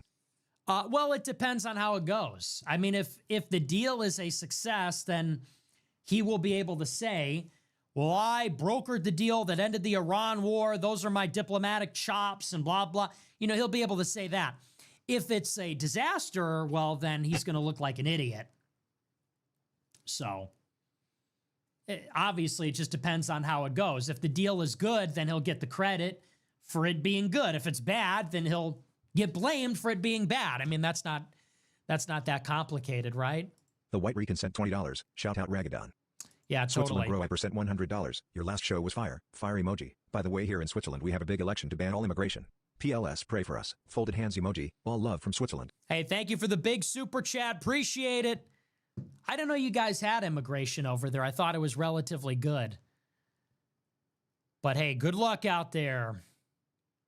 I don't know. I've never been to Switzerland. I don't know what goes on there. PE Lad sent $50. You're the last best hope. Buds and I love you, but when you discuss Sneeko or any beef, we step away for weeks. Don't talk emotion like blacks and e-girls. We don't care about lowlifes. It's your worst quality. Heartsuit emoji. That's hilarious. Oh, well, then the show's not for you, you know? So that's part of it. That's part of it. Listen, this is about this story, okay? I'm the main character. This is my story. If you don't want if you can't handle me when I'm in all these fights, then you don't deserve me when I'm giving the coverage, okay? True that, you want man. Some show where they just talk about the news? I don't know. Watch Tim Pool. You're right, Nick. You want to watch the show where they talk about a Trump yard sign getting kicked by a liberal? No, let me tell you then what I watch want. Timcast. Let me tell you what I want, Nick. Not to hear your commentary or any other average motherfucker like you. That's what I want. I don't want to hear Tim Pool's or yours. I want to do the commenting because you fucking losers don't know what you're doing. Okay. But if you want the drama, you want the story, you want the life, you want the characters, you want the extended universe. You can keep it. Keep it. Oh, when you talk about Sneeko, we don't watch a show. Then fuck off. Then go watch something else. See, then. it's Go- not just go me watch, either. It ain't just me I don't know. either. Some of these shows, it's so lame. You're lame. I remember when we bombed Iran last year, Tim Loser Poole was talk. talking about how like some libtard kicked a Trump sign or something like that. And I liked him. Me and Tim are cool now, but they do a different kind of show. They're all about the business. They're all about the news. Nobody would accuse This you show, of being all about it's the about my life. This is a show. This is a personal statement. Whoops. This is about my life. So, yeah, you sound like a faggot. Iowa Grow % $20. You keep saying things like my people who've spoken with the president. Why risk blowing the cover of your sources? Dumb. Okay, so what is I don't know going what I on? did. What is this? Okay, so what's going on? What is this now? This is just the airing of grievances? Okay, hey, idiot. Many people talk to the president. Maybe. Okay? It's not blowing anybody's cover to say someone I know. I'm not the only one. Like that. Bro, we are not the only one. He's getting his balls busted comment after comment, bro. Ha! Ha! And yet people still try to fuck with me. Connecticut Grow % $20. We do not claim Sneeko. Connecticut doesn't claim Sneeko. Well, too bad. I mean, that's where he's from. Ohio So- Normie sent $25. You don't get enough credit for the super chats. Could Tucker, Candace, or Dave respond live to unfettered chats read aloud? Half. Either love it or hate it, I don't know. Am I doing a good job? What do I get credit for? I crash out on them every night. True. You act like I'm doing some great job with them. It's not like I'm doing some great job. Like I'm crashing out, I'm screaming and yelling. So I think they probably would handle it better. Immigration Mostly Lawn sent $20. I think they might. I present pray and love for NJF. Groy pets rape, kill, and die for NJF. That's the problem, Chief. Step up your devotion, gents. Yeah, true. Yeah. Lucha Dad sent $20. Thanks. Catherine sent $100. OMG. K. Hi, I'm 7 feet 11 inches in heels, 8 feet wingspan, 0 MB, 42 pounds, human, and I only eat organic jalapeno chips plus grass-fed butter. Watched a whole 5 minutes of your monologue just for you. Didn't understand, but I-L-O-V-E, you so much. You're so hot. Shout me out. P.S. What's your fave type of box for a burger? Okay, how many? I feel like that super chat has been going on for my entire life. Why did that super chat feel like it took 5 years to read? It's too many words. Let's shorten it. Let's thank you for the big super chat. What was even the question? Is that even real? It just sounds totally insane. You're 7'11" in heels. That just doesn't even sound real. So I don't know what the fuck that Naperville even Roy is. percent Just- 100. you sound like a crazy Naperville person. Roy percent $100. Naperville is getting taken over by Indians and it's very sad. The football team sizes are cut in half. Baseball is a no-cut sport. There's a cricket club. In the middle of downtown Naperville on the main street there's an Indian fusion restaurant. Team takeovers. What happened to this German town? Thank you for telling me, I guess. Thank you for the big super chat. Who fucking cares about Naperville, dude? No offense. Who cares about Naperville? I like going to Naperville. It's like a beautiful town, but like, okay, bro. I'm from Berwyn. I'm from the big city. You could never handle it. You're either here or you hear about it, okay? This is Berwyn. Naperville, what is that, in Iowa? Oh, but I appreciate My the big wife super must have chat. sent $25. Beer and pizza money for the goat. Goat emoji. great. LQ Doom sent $20. What video do you think best identifies / articulates / encapsulates the highest form of your consciousness / people the perspective? wrong way. Shut the Genji Pi fuck sent up. $20. Austin Franco, Cornell student, turns down job because he doesn't want to work for a Jew. Did he ruin his life for nothing? Niners Grower percent $20. Masa Chip Son or Methyl and Blue Daughter. G-Dub sent $21. Favorite song off Iceman? All of the worst people are Drake haters. Probably Janice STFU. That's a great song. Epic. I know it's basic, but it's an awesome song. Great album. Tennessee Grower percent $50. Hey Nick, first time super chatter. Wanted to say last Thursday's show was great. You can't put it better when you say organized Jewry. It kind of wigs me out with how powerful they are getting. Yeah. The White Rabbit sent $20. That's crazy. No one is hated more than he who speaks the truth. Plato. Pirate Captain Barbosa sent $100. Dabloons.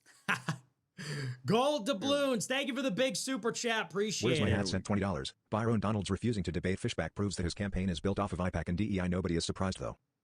Very true. KBC PTR sent Well $20. said. You want us to infiltrate the gov, but won't Palantir data just know we are secretly grow-ipers if we try? Love the show, Nick. What do you think Palantir is? Like, what do you guys even know what what do you think Palantir is? Honestly, ask any normie what Palantir. I don't even know what the fuck they think it is. Palantir just means everything and anything to them.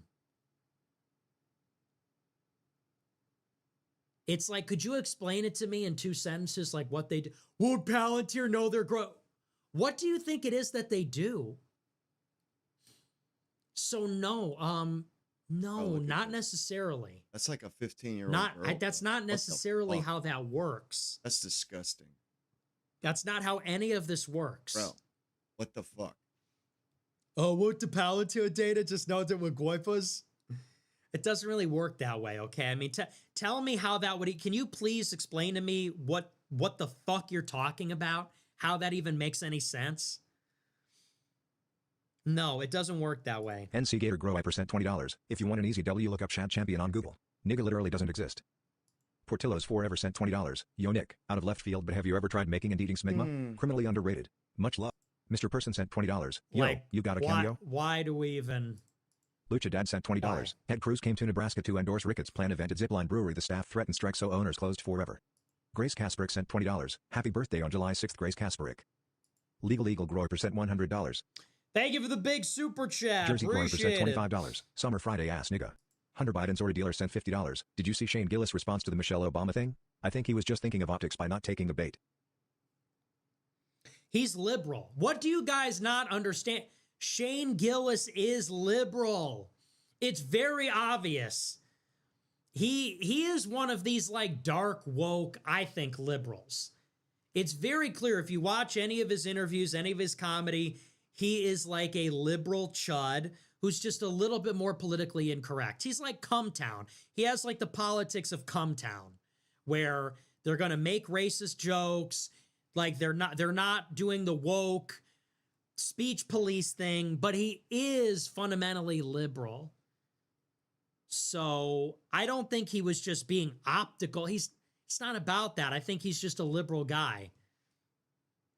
And he's got a Hollywood career now. He's got a Netflix show. Yeah, I'm sure the last thing he wants is another big political controversy. So that's part of it too. But I also just think he's a liberal guy. Dan Kazarian sent $100. No message.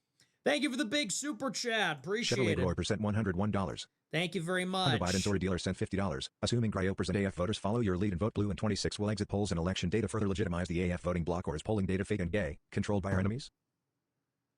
Kermit the Grower sent $20. Fuck J.D. Vance. Send Sneeko the Connecticut-born, New York-born Jewish Muslim to sign this deal. Excellent VMs this weekend. Thanks. Glad you like Sandwich them. Owen sent $25. Sandwich Lawrence Very of Dearborn good. sent $100.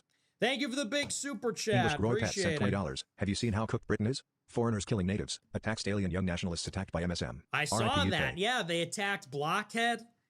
Dude, they beat the shit out of Blockhead. What happened? What's that guy's name? His name is like Bob. They're calling him Young Zog. Young Zog got his ass kicked by Muslims. Blockhead, no, not Blockhead. There's this British nationalist with a square-shaped head who apparently got jumped by a bunch of Muslims. Very tragic indeed. He got jumped by a bunch of Muslims, his tripod destroyed. So sad. Young Zog, they're calling him. Rest in peace, Blockhead. And Angloid got doxxed as well. Why Angloid? What did he ever do wrong? He said his name is Larkan, though. What the fuck kind of name is that? No offense. Seems like a cool guy. I'm a fan. I watch his Instagram reels. I watch the TikToks. But I saw the docs. Bro's name is Larkan. It's like, what the fuck kind of name? You know, cool name, whatever. It's a cool name. He got doxxed. These guys are just, they're really in a lot of trouble over there. Blockhead's getting the shit kicked out of them. Larkan got doxxed. So I feel for him. We got Rupert Lowe has got to look out for these young men. Rupert Lowe, if you can hear me, please protect these young nationalists. It was nice to see everybody rallied around Angloid. Everybody rallied around Blockhead. Good to see some solidarity. I saw everybody jumping in to defend them, so that's nice. We support him. I don't know too much about Blockhead. I support Angloid. Angloid is cool. Blockhead, I don't really know too much about. I've heard bad things, though. I heard he's like not our guy. But I don't know. I've never talked to him, so I'm not sure. But he doesn't deserve to get beat up by Muslims. I'll say that much. So, yeah. Tough week for the UK. Glory be to God. 3 cent $100. If you've been asked this before, but although we don't know what our Father has in store for us, how would you imagine heaven? Or what would you like it to be like? Thank you for everything. Latin cross emoji. Yeah, I don't know. Thank you for the big super chat. I think about this a lot because everything I want would put me in hell. Isn't that sort of an interesting contradiction? It's like all the things that you would want to be in heaven would put you in hell. So it's like, so what's it supposed to be? Like going to church all the time? So I don't know. They say, you can't even imagine what the Father has prepared for us, what the Father has in store. It's like, really? Because I know what I want in this life, and yeah, it's not good. So like, so what happens then? I don't know. I mean, I guess, I don't know. Because they say that when you're in heaven, you're outside of time. Because I just wonder, aren't we all going to get bored? Here's the problem. Do I get a house? Do I get a car?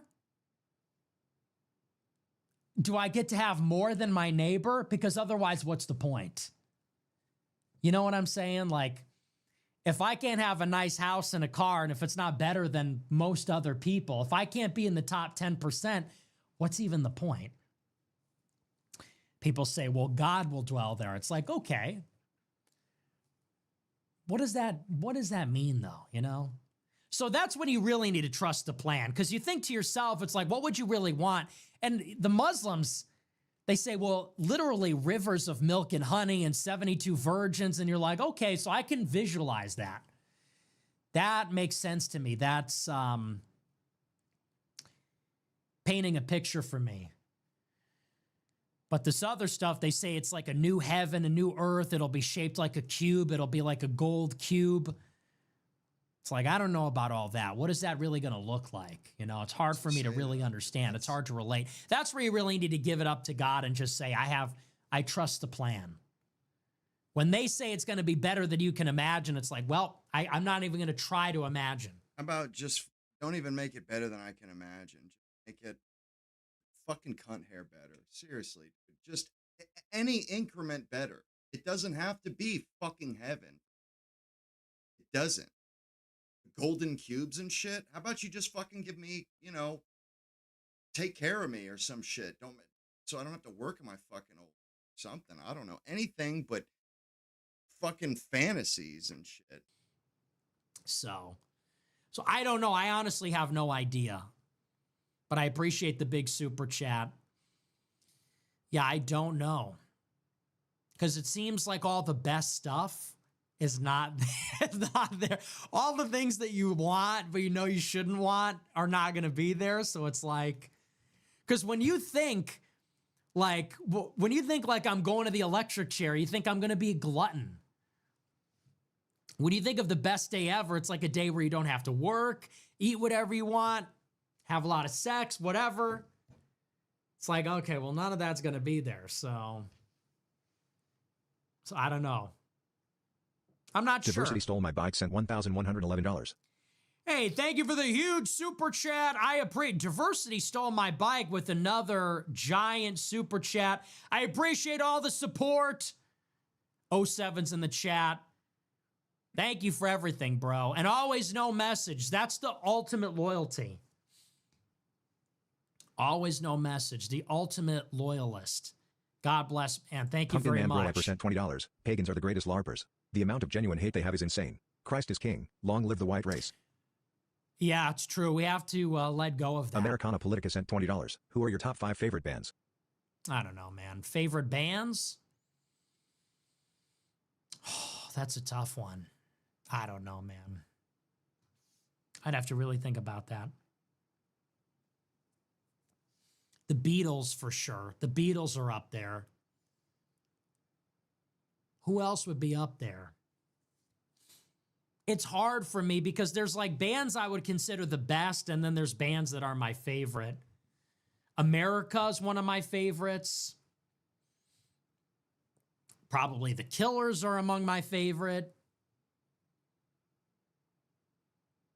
I've been liking Interpol lately. I don't know if they're like my favorite, but that's up there for sure lately. Yeah, I don't know. I'd have to think about that a little bit more. It's kind of it's a tall question. Really like Earth, Wind, and Fire. Really like The Temptations. Really like Pink Floyd. Trying to think, do I have any more like esoteric picks? I don't know. It's always hard for me to think about it like that, you know? It's hard to just like summon the favorites. Cyberchud sent $20. Sneeko blocked me 0 follower and on Twitter account. Banana emoji. Well, you're probably being annoying. Turd Ferguson sent $50. The government is further desecrating its role in society by hosting the youth fights. The government wasn't established to entertain us. Total bread and circus. Fuck DJT and Larry Ellison. That's gay, though. That's like, you have to realize that is gay. Dude, are you fascist or not? Bread and circus? Yeah. What about it? We're the Roman Empire. Yeah, your point? Yes, and there will be bread and there will be circuses because we are Rome. So there will be a new Caesar. Notice how China never collapsed. Rome sure as fuck did. You know, if there's an empire that I want to model my fucking state after, it's going to be China. They never collapsed. They fucking continuously existed for thousands of years. But us on the West, bro, we just keep climbing mountains and then fucking falling off of them. I don't get it. There will be a new Imperium. And yes, there will be bread and there will be a new Colosseum. And there will be fights and there will be circuses and there will be blood spilled for the emperor and for our entertainment in the imperial capital. And what about it? Like, yeah. Dude, that is so gay when people say, the government's job is to... What are you talking about? Like, what are you talking about? No, the government should create spectacles. I want grandeur. I want spectacle. How about we get some works like the Hoover Dam, get some new high-speed rails or something? How about we get spectacles that help our daily lives? Oh, wait, that's right, Nick. Doesn't need. I want public works. What are you talking about? That's the best thing the government's done. That's one of the best things the government has done. I want them to build statues and an arch of triumph. And I want them to create giant spectacles in front of the White House. And I want a new White House. I want a palatial White House fitting of our imperial status. And I want a $1.5 trillion military, actually. And I want colonies. And I want that. And I don't want fucking welfare for immigrants. What would you rather we spend it on? No, the government's job isn't to host UFC spectacles for the emperor. We need to give that money to the homeless. And what are they going to do? Spend it on crack and liquor? Bro, that's not what America is about. No, you don't spend it on fucking UFC spectacles. You don't spend it on welfare either. You spend it on ways that an investment so that we all prosper more. You know how you make America better? Rising tide lift all boats. Put in fucking a nationwide transportation system. Something that everybody can. You know, if you're going to spend tons of money, that's how you spend it. You invest back into the infrastructure, invest into the people. That's how America has always worked. And although they usually do this stuff privately, but that's what we should be doing. Fucking spending another 50% on defense, bro. Just fucking kill us now, you know? Just fuck it if that's what we're going to do. I love that. People say, what about these, what about all these homeless people? What about teachers? Teachers have a pretty good living. You know, they only work 9 months out of the year. That's a pretty good deal. People say teachers don't make enough money. Yeah, they only work 75% of the year. So that's a pretty good gig. They get a summer vacation. What are you, 12 years old? People say, give it to the homeless. They will never have a home. Like, they're homeless because they're dysfunctional, not because they don't have money. That's definitely. Give it to the homeless. They'll spend it on. Don't waste it on the homeless. give it to the people that are productive, because they'll invent shit with it. They'll produce with it. And those homeless people will raise their standard of living, just like the standard of living that homeless people have today is better than the standard of living that they had in the 1930s. It is. Just because the whole population of America is better off automatically raises those people. It's a rising tide. So you don't throw good money after bad, giving it out to homeless people, and you don't piss it down the drain on more nuclear weapons. Drugs. They'll spend it on scratch-off tickets and liquor. Build a pipeline from Alaska to the coast so that Japan can buy oil from it. Do something like that. But this is just what they've been doing for half a century. Bro, we should have our fucking heads examined. What else are we going to do? Treat gangbangers, gunshot wounds, and fucking fat people with diabetes? Just let them die. Let them die. Let them die. Yeah, you don't throw good money. These gangbangers don't have health care. Don't treat them. When they get shot by their homies and the brothers, just don't treat them. When they balloon up to 300 pounds, there's no excuses anymore. We have Ozempic. It's a treatable illness. Sorry. So no, I disagree. That's one of the good things we spend money on. Things that the government should spend money on. Stealth bombers, aircraft carriers, missiles, drones, destroyers, tanks, guns. What is he, like a lasers, bullets, rocket ships, overseas colonies, UFC fights, palaces, arches, statues, reflecting pools, and fountains. These are all things the government should spend money on. They've been spending. The rest we don't need. It's actually the other stuff we don't need. The government is desecrating its role. See, you're an idiot, obviously. Like the Hoover Dam before World War. That's the perfect thing is what I'm talking about. Not only it gave water for huge cities like Phoenix, but also provides energy, cheap as fuck. Cheap energy.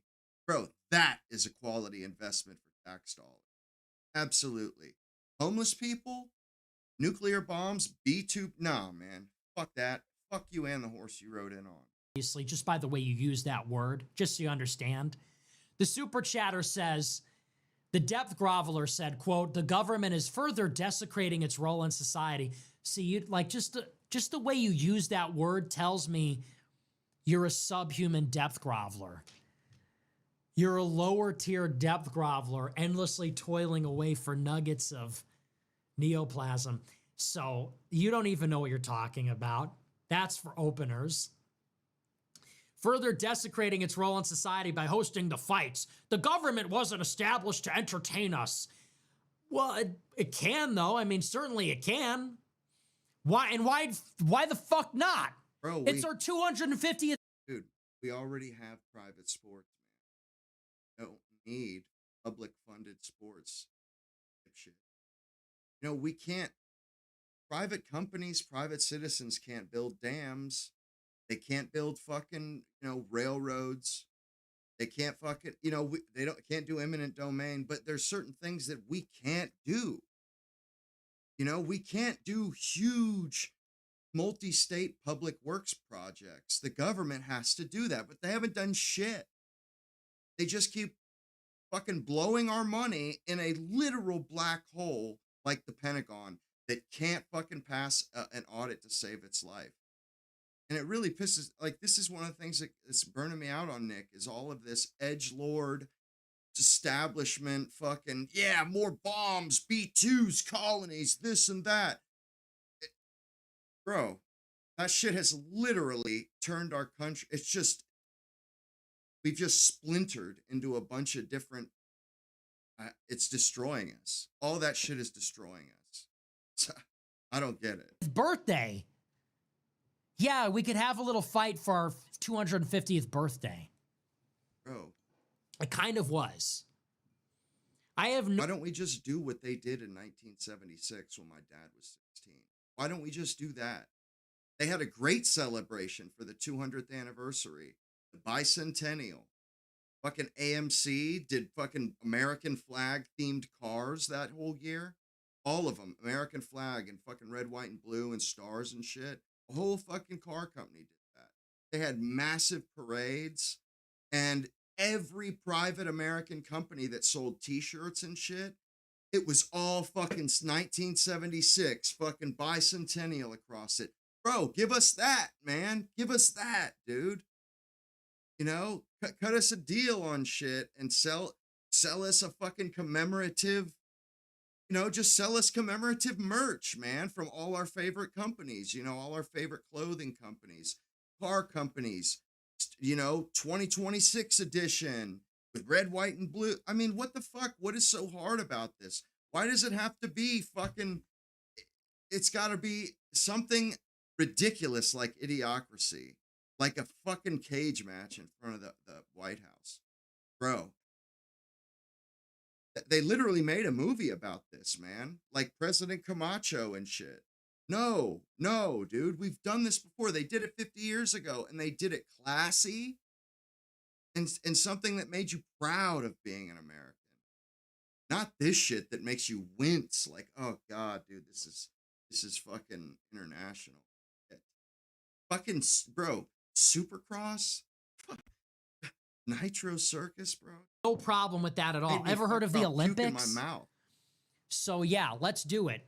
Let's do it. Games and war. War and games. This is what an empire does. No. Fuck Trump and Larry Ellison. Like, there's a lot of reasons to hate Trump. Having an awesome fight in the White House isn't one of them. Mark sent $500. Bro, this empire is like run by Jays, dude. Are any of you guys satisfied with our empire and how it's ruled by fucking Israeli Jews? Do y'all like that? Bro, that's what we get with empire, is a bunch of fucking billionaire Jews telling us where our kids are gonna die. Man, fuck that shit, bro.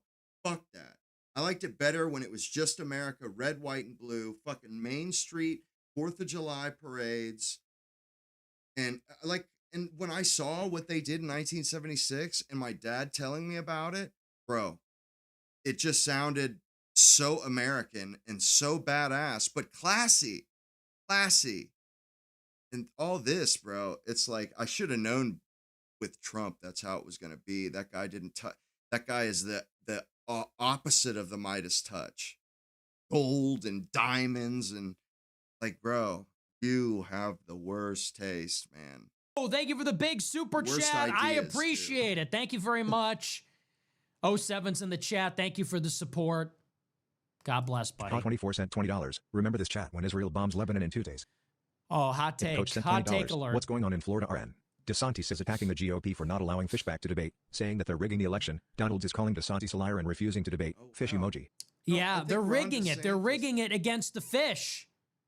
And you know something? They're rigging it against. Bro, I must say, bro, the fact that DeSantis is sticking up for Fishback, bro, I always knew that DeSantis had class, man.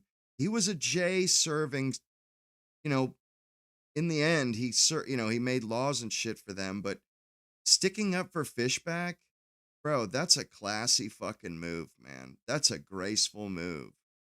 Although, you know, I'm sure it's because he got burned in the prime. But either way, that is a classy move. Good for DeSantis. That's right. Fucking muted it. How do I look? Oh, just in time for the. What do you think of this? Is a new suit. This vanity. is one of my other new suits that I got. What do you think? It's a nice new suit. How does it fit? Or definitely need a haircut. Maybe 2 or 3. I shaved, so I'm looking better, clean shaven. What do you think? Hey, what's up, Mackenzie? I pose? Cat in a box. Long time no see. Just stop eating. No nose job required. Don't need to pin my ears back. No shade, though. I feel bad. Clavicular's getting so much hate. Has anybody actually seen the nose yet? Because I've seen pictures and it's the thing on his nose. I don't fucking believe it for a second, bro. I do not believe it. Because he would have to, there was nothing wrong with his nose. He'd have to be obviously have a serious complex about his own image. Fuck these people. Come on, Braden, let's get out of here. We don't need them. Me and Claver and Baccarat. Come on, let's get out of here. We don't need these people. They were never loyal. Come on. No, but look, watch. Dude, I fucking hope. I hope that Clavicular is writing down the names of everybody that snaked him, because when the swelling goes down from that nose job, you're all going to look like the idiots. Yeah. Look, he just got the procedure done. The swelling is going to go down, and then it's going to look really good, and you guys are going to look like idiots. And I, for one, can't wait. So. All I know is, dude, homeboy's got some serious fucking, what do they call it? Self-esteem and, you know, his own self-image. He's got a complex and he has issues. If he actually got a nose job, homeboy has real mental issues, like anorexia or the bodybuilder thing where guys can never get too big and then they start looking disgusting. Bro, there's something wrong with you, man. There's something wrong with you if you're doing that shit. It would be like me getting a fucking nose job. Why the fuck would I do that, bro? Like, I love my grandmother's nose. Like, I don't know. It just seems there's something wrong with you if you can't live with yourself, or if nothing is good enough. Picture of Clav versus just not body eating picture of me. Yes, exactly. Look, it's not a competition. You have a problem. You need to get help. Hey, listen, it's not a competition. Let's just say we're both a couple of handsome guys. Doesn't matter if his nose looks good or not. What matters is that he has a serious mental issue, you know, where he can't leave himself alone. And not only that, this self-focus and this obsessing over yourself. That's what I talked about on Saturday. This obsessing over yourself. It is fucking consuming Americans. People never let up. They're constantly self-progress, and then they get into their 30s and they look like a piece of rubbish. They destroy themselves. It consumes them. Nothing is ever good enough, man. And you know something? Hey, if any people want to follow this kid, go for it, man. You're just going to be crying. You're just going to be regretful and crying. And me, I'm in my mid-30s. You know, I could have done some dumb shit, but you know something? There's such a thing as aging gracefully. Aging gracefully. You know, I mean, you don't have control over it, and the more you fight it, the worse it makes you look. Let's just leave it at that. Not a competition. This little come from behind victory, no big deal. Hey, I'm not going to say I'm vindicated.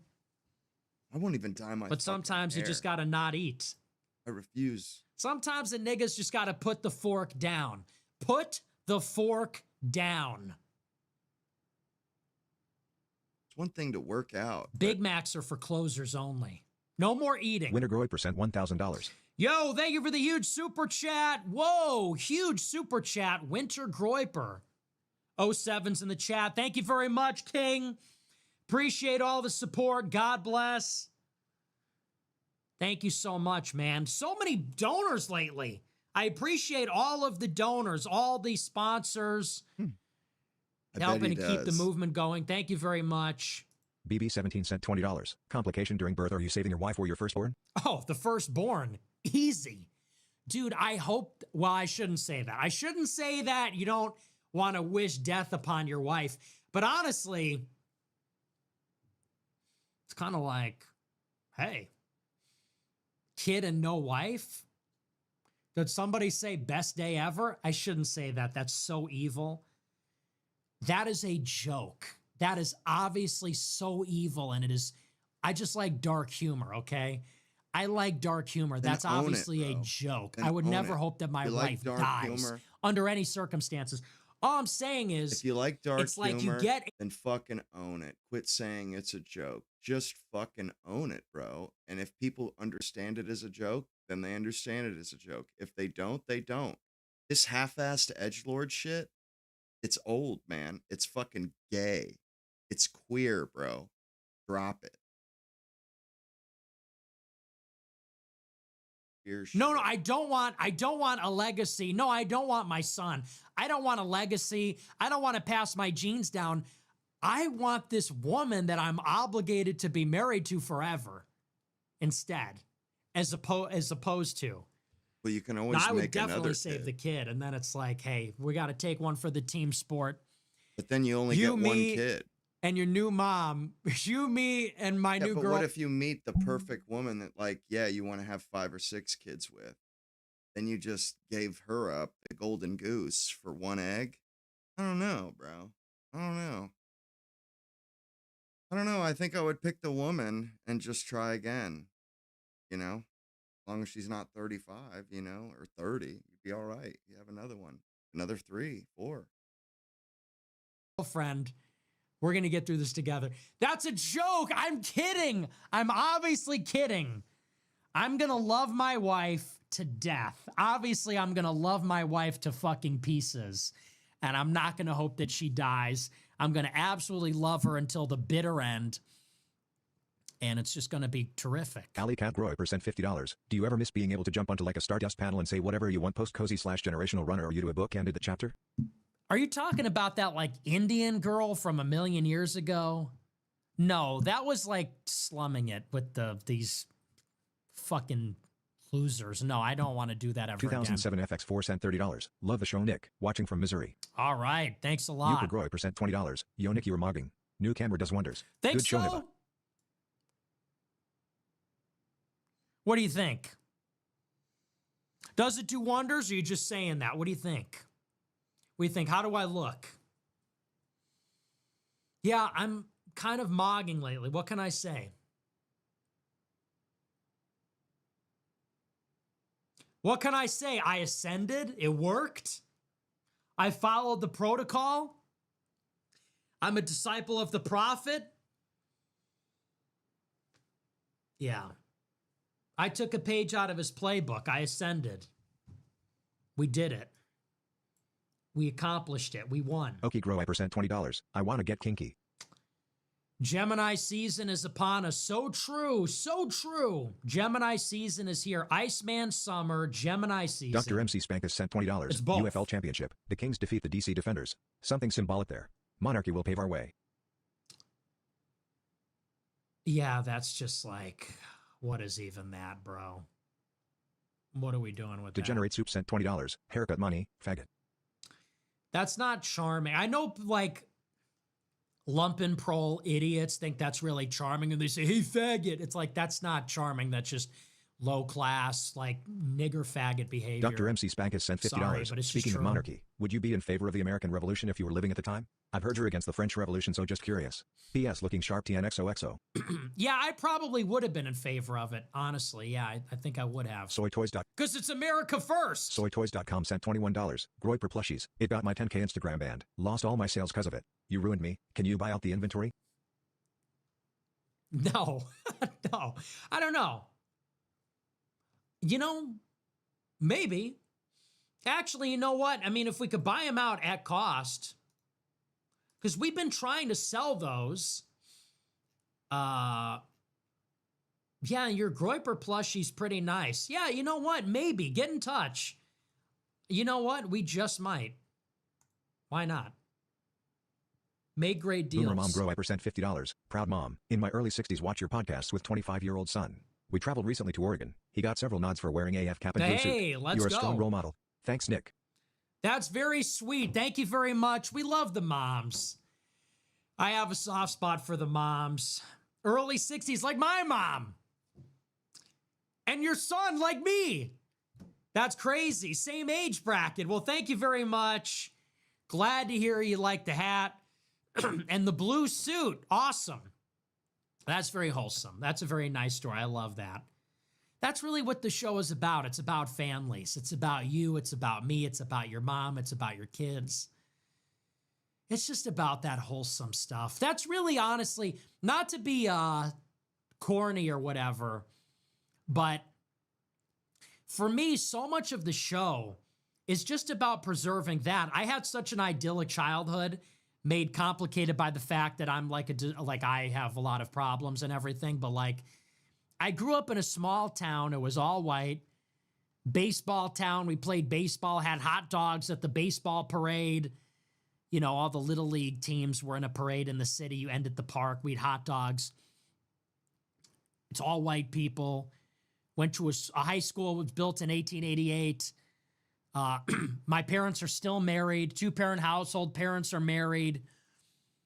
Celebrated Christmas, Thanksgiving. Very like wholesome, loving, normal, American as it gets. And I went to college and realized all of that is literally being fucking destroyed. Every aspect of it is going away. The peace, the prosperity, our beautiful downtown, our culture, our traditions, our sports, our families, it's all being ripped apart. And so you don't know what you have until it's gone. Isn't that so true? You don't know what you have until it's all slipping away from you. It's all abruptly walking away from you. It's all over. And so that is what really red-pilled me, is realizing that my upbringing was actually increasingly rare. And I just want that for everybody, you know? So that's really what it's all about. It is about parents and their kids enjoying something together, something that's wholesome and Christian and just has like normal values. It's not all this freakish stuff, foreign and freakish. That's really what it is. It's like on the one side, you have all this freaky stuff where everybody's on drugs, everybody's going crazy. Everybody's on drugs, everybody's divorced, everybody's in a situation. Everybody's got all this fucking weird freak show stuff going on. Criminals and people on welfare and just total weirdo stuff. Everybody's buying Funko Pops and action figures. And then on the other side, everything is foreign. You have these people here from Turkmenistan, people here from Kyrgyzstan, people here from India, from Guatemala. And you're just like, I'm normal. I'm a normal American ethnic from the suburbs. You know? Like, I'm normal. And I had a normal ass upbringing. I played baseball. We had turkey on Thanksgiving. Admittedly, we had lasagna on Christmas, okay? But I just want that for everybody. And it's so sad that as time goes on, everybody's broke, everybody is alienated, the family has been destroyed, the culture is destroyed. So we want our normal lives back. And yeah. But maybe they're never coming back. But maybe they are. And Miami Grower Pat sent $5,000. Thank you for the huge super chat. I appreciate it. North Miami Groy Pat. We love you. You're amazing. Thank you for the massive super chat. 07's now. And I don't want to say too much, but we appreciate all your support, everything you do for the show. You're an amazing person. And again, I don't want to blow up your spot. I don't want to say too much, but I do appreciate you. I appreciate your friendship and all the support, everything you do for us over here. And I hope you're loving the show. Hope you're loving the Iran content. I can't imagine you love the Iran content. Maybe you do. I don't know, though. So I don't want to dox you by saying your hobbies or whatever, but it's like hard, you know, because this is all very like political stuff. But I appreciate all the support. You must like it. You must love the Iran content because you're getting a lot of it. But thank you very much. We all appreciate Wall you. Street Grower percent $20. Killer suit. Did you read the encyclical Magnifica Humanitas? I didn't finish it. What was the question again? I didn't finish it. Well, thanks. I'm glad you like the suit. No, I didn't actually read it. I know I'm a bad Catholic. I got to read it. Vader Groy percent $30. Saw people on Twitter saying that it was convenient Oliver Tree died right after leaving his Zionist label. Dude. It's so over. Dude, really? I knew that was going to happen. How long before they start blaming Israel for Oliver Tree's death? Oliver Tree, what, like the tree of life? Oh my gosh, dude. Yeah, you knew that was going to happen. Oliver Tree was about to turn against Israel, right? Oliver Tree just had a big falling out with Miriam Adelson. He was changing the space-time continuum, remote viewing the Giants at Area 51. Sad Chungus Groy % $25. Cowboys don't cry. Wilter flower emoji. I don't know what that Give means. Keith sent $20. I love the suit and tie combo. You look hottest tonight. Your hair is Thanks. a little bit out of control though. Scissors I know. emoji. Scissors It's emoji. too Scissors long. emoji. It's too long, but I kind of like that. Yeah, I'll get it cleaned up. But I appreciate it. Buffalo Bat sent $20. Why are you afraid of losing when nothing in this world belongs to you? From Marcus So Aurelius, true. the original gig. Needed this after splitting with my girl today. She was never mine to begin with. So true. So true. Nothing is yours. Not even yourself. Not her, not yourself. You have to just learn to let go. So that's very true. But I appreciate it. Sorry to hear that, but it happens. McKay Lionheart sent $50. W. Tyler. W. Beardson. W. Wurs. W. Jimbo. W. Friendship. W. Loyalty. Honestly, it's my niggas, man. It should have always just been about the Groyper Generals. It should have always just been about the day ones. Michael Lionheart, Tyler, Beardson, Wurs, Jimbo. These are guys that really care about me. Other people don't give a shit about me. You know, it's kind of funny. Your day ones, the people that actually give a shit about you. Other people don't give a shit about you. And you learn that the hard way from time to time.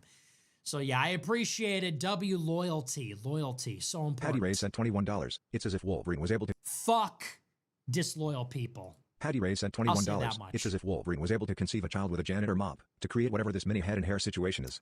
All right, we don't need to go in on the hair. Bombastic sent $20. Tonight we pray for the repose of Oliver Tree's soul. May he rest in peace. What a tragedy. Favorite songs from him, Nick? 07. What's the one? It's like I'm trying to think of the name of it. Well, obviously Alien Boy is awesome, all-time classic. What's the other one? It's Miss You. Is that it? Let me see. Let me get my Spotify up. This is important.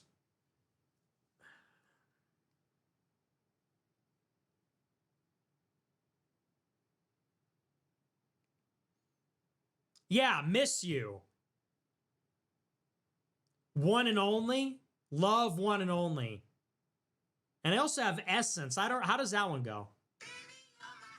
This is a good one too. That's good. Can you really hear it though?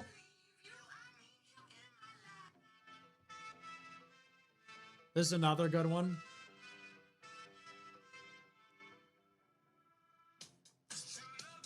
That's a great song.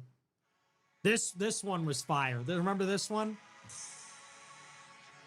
I'll skip ahead.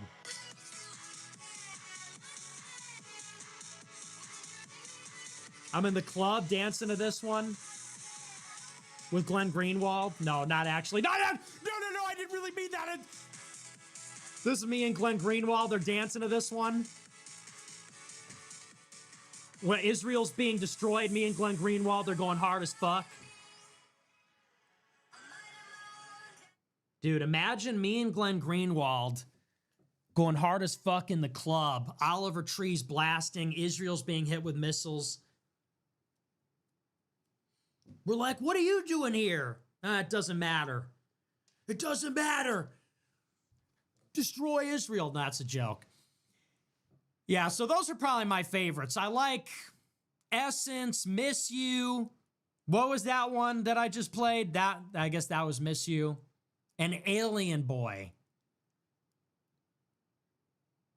From Fortnite. This dog hunts 988. From TikTok. This dog hunts 988 sent $20. I really liked Oliver Tree as well, man. Big RIP. I thought he was fairly original. Stood out from the rest. Videos are great too. Cowboys don't cry. Remember Nick, Alien Boy? always. That's like such a throwback. Alien Boy was such a throw. That's like prime 2019, 2020 TikTok. Yeah, that's good stuff. Man, RIP. Shout out for pour one out. Dude, let's pour one out. Can we pour one out? No, but that is really sad. He was awesome. I love that clip of him calling out Ethan Klein. That was so based. Dude, we lost a real one. Seriously, rest in peace, Oliver Tree. He's part. That's like our childhood, bro. Childhood, grow up. I know, but like he's part of the culture. That really sucks. Why is it always the best people? It's always the good ones, right? Why couldn't it have been Chappell Roan? Why couldn't it Chappell Roan and not? It should have been you, not Oliver Tree. I don't wish death upon her, but I fucking hate her. No, but I'm not.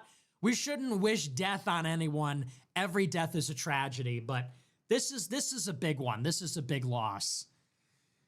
It shouldn't have been him. It should have been somebody else. Somebody else should have taken his place. If I could wave a magic wand and it could have been somebody else, I would have. Peru 7-Eleven sent $20. Nick, you understand the ongoing controversial election in Peru made by Trump, Musk, and Israel. Don't abandon grow wipers.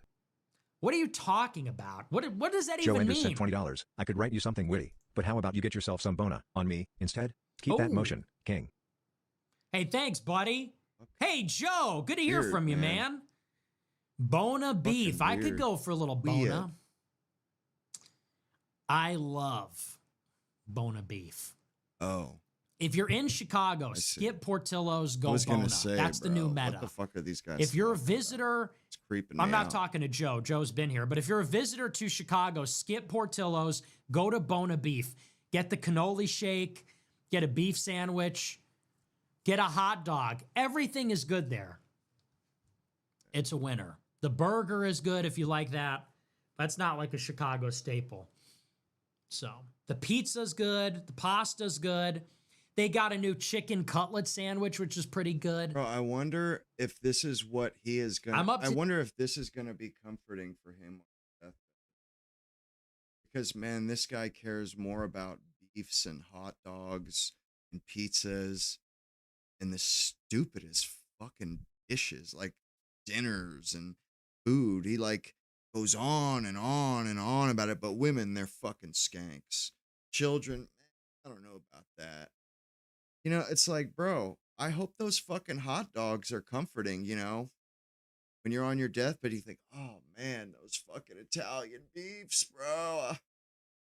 I didn't get enough. I don't know. I mean, maybe they will be comforting when he's an old man and dying on his deathbed. I don't know, but I tend to think having a family and having a woman, I tend to think that is the more fulfilling. Like, bro, if I could trade ever enjoying food again for a wife and kids that love me, yeah, I would take that trade. I would literally give up ever enjoying food again for that. Absolutely. 100%. Yeah. That's life. That's life being the Groiper. Heavy is the head that wears the crown of America first. Max Meridius sent $25. Nicker, So thanks for your take on the Straits of self-aggrandizing. Hormuz. Bro, Curious if you have any thoughts on the gays I've of had Hormuz. about enough. Thanks, Neil. Great. Dot, That's dot, dot, awesome. sent $20. Heavy My is stylist the asked me how I head wanted my that hair. wears the I looked her in the eye crown. and said, give me the mega mind. Are you making fun of my hair? Is that Bro, what that Wild is? sent $20. Master of your craft, sharp, charismatic, genuinely funny, attractive, gay, fed, and arguably the best communicator in the space. Your message exceeds the person. Go podcast bro circuit. They fucking Very heart suit good. emoji. Well, you. well done. I see what you did there. Fusit01 sent Well $22. done. Fusit Owen Gen X Groy per here. Nick, I just shared your program with my boomer friend and he said I can't watch him anymore. I told him this is my guy and he's more accurate than all of your political poo. I shared your program with my boomer friend. He said I can't watch him anymore. Why not? Gorb sent $25. I disagree with your analysis tonight. Fuck you. Oh. I used to Ellie and really Matt sent like Nick $21. because What he kind of didn't pipes do you talk recommend for about bedroom himself ceilings? like that. PVC or cast iron? Thanks and Christ is king. I don't know what that's a Texas reference Groy to, sent but $20. thanks. Hi Nick, my wife and I just had our first child and just got him baptized in the church. I want to instill Catholic values. I am curious if you know or made any Groyper content for infants. God bless.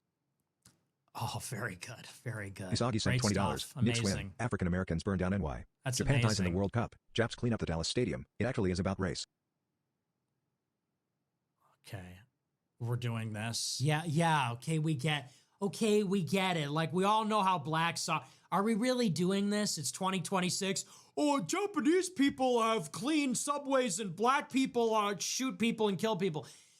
Yeah, bro, we know. Yes, thank you for telling me. Yes, Japanese people are orderly and clean. Black people act like animals. We know, bro. We know. Next winter, black people burned down New York. Japan cleaned stuff up. oh, race is real. Yeah, we know, dude. It's how long have we been doing Armani this? Moan sent Like $20. everyone Your new knows empire. that. You were doing Smiley it face on emoji. fucking Smiley face. Thursday, that John dude. Gulp Why sent are you $35. busting their The Israel first balls? crowd is going crazy. Dude, you Don't do you it. think they all You forced Trump do to it get the back into most, man. And then when people try to vibe with you in the comments, you act like a little bitch, bro. Bro, fucking Paris nuts. You fucking weird, man. the war? Adelsons are in $100 They're million. gonna. They will try. They will Plumbing try. Grover sent $20. Golly. Yeah. Tell it to the pipes, bud. Jan Malinowski sent $20. Plumber. Great analysis tonight as usual. What are your top 3 Slavic countries? None. I fucking Zero. hate None of sounding them. like I'm bitching. None of them. I I don't hate know. it. What are the Slavic countries? I don't even really know which ones they are. I mean, are Hungarians considered Slavs? I don't even know. Like, I'm not Pretty even really sure. sure. Pretty sure. I guess they are, right? Pretty sure they're the quintessential I don't Slav. know. I see. Here's the thing. They're not my favorite group. Like, I think you know that at this point. I Anything really east of prefer Austria. Nordics, Mediterraneans. The Slavs are okay. Yeah. Anything east of Vienna, nah, I'm good. I'm good. Any Hungarians and Czechoslovakians, nah, I'm good. You know, I mean, really, it's all about the Western Europeans. You know, it's all about the Germanics, the Nordic, the Celtic, the Frankish. Those are the titties. Those are the ones that are fire. But that Eastern European shit with the Slavs and these, yeah, like he always says, what are they? How do they call the Slavs? They're like they're like the black people of Europe or something, some shit like that, some derogatory way. But that's exactly what it is too. You know, they have really weird, like Transylvania and Romanian shit, bro. They're fucking their traditions and their culture, bro. It is not like ours, bro. It's like Count Dracula, and I don't know if you guys have ever seen the original Dracula. The shit that those people wear, the goofy lace dress things that the men wear, it's fucking weird, bro. It's weird. And they're just a creepy ass people. They like live up in mountains. They're creepy, man. They're fucking creepy. Whereas then you go to the other side of the Alps and it's all sunshine, like the Sound of Music and shit. You know, you go to the east of the Alps and it's like this dark, gloomy, fucking werewolf infested shithole. You know, where everybody lives in big cement fucking apartment buildings and shit. And then you go to the west of the Alps and it's like wide open sunshine on these huge green fields and the Sound of Music. Exactly. Precisely the Sound of Music, you know, just beautiful. And it's Austria and Germany and Prussia. Just beautiful, you know, big wide open fields or beautiful cows and grazing, grass-fed cows with like Toblerone chocolate bars and shit. You know what I'm saying? Like so much more positive, man. With like Inga and like the fucking blonde pigtails. Inga or Hilda with the big tray of fucking beer mugs, you know, St. Pauli girl, that type of shit. Oh yeah. For the win. But yeah, Hungary and all them. Nah, fuck that. But you know, I wish yeah, I don't know. Nick, he's definitely just, I don't know. He's just shifted to this kind of a shit, you know, kind of a shit smartass, like just full of himself, you know, vain, talk shit to anybody who he thinks is beneath him or anybody, you know, anybody that seems like a, you know, underneath them. I forget what it's inferior. You know, if somebody even tries to play into one of his jokes, sort of ham-fisted, you know, kind of ham-handed does it, and he just flips out on him. Every now and again, if you're slicker than Nick and you make a comment that's slicker than Nick's comments, then he'll ooh and ah, clever. But if it's like the same as him, then he just rides people. And it's like, bro, there are people that are smarter than you out there. There are people that could treat you like a little bitch and talk shit to you and tell you you're a fucking loser and that you should go kill yourself. But they don't, because they actually have grace and class, and they actually understand what it's like. You know, they can they can empathize with people. And it just, I don't know, it's become very off-putting for me. It's become very arrogant, vain, and honestly, everything that I detest about the popular kids, about the people that have been told they're smart their whole lives, so they think that that's a fucking pass, or gives them leave to shit on everybody else just because they think that they're beneath them. It's like, bro, you know, like fucking Peter Parker's uncle said to him, with great power comes great responsibility. Okay, you're more intelligent than everybody else, Nick. Prove it. Show us. Show us. Show us that you have more control and more self-control than everybody else, and that and you have patience, that you have more patience and more self-control, bro, and then your intelligence becomes admirable. But when you use that edge, that advantage you have to bash those beneath you, then everybody thinks it was wasted on you. The intelligence was wasted on you because you don't use it for the benefit of everybody. You use it for your own ends, and you use it to hurt other people and to put other people down. And you know something? You should get exactly what you give out. You know, you talk about being this great Christian, but you bash other people like some kind of a bully or some kind of a loser with self-esteem issues that gets some kind of that gets a thrill from other people's shortcomings. Well, I detest that shit. I fucking detest it. There's nothing on this fucking planet that I don't hate more than that.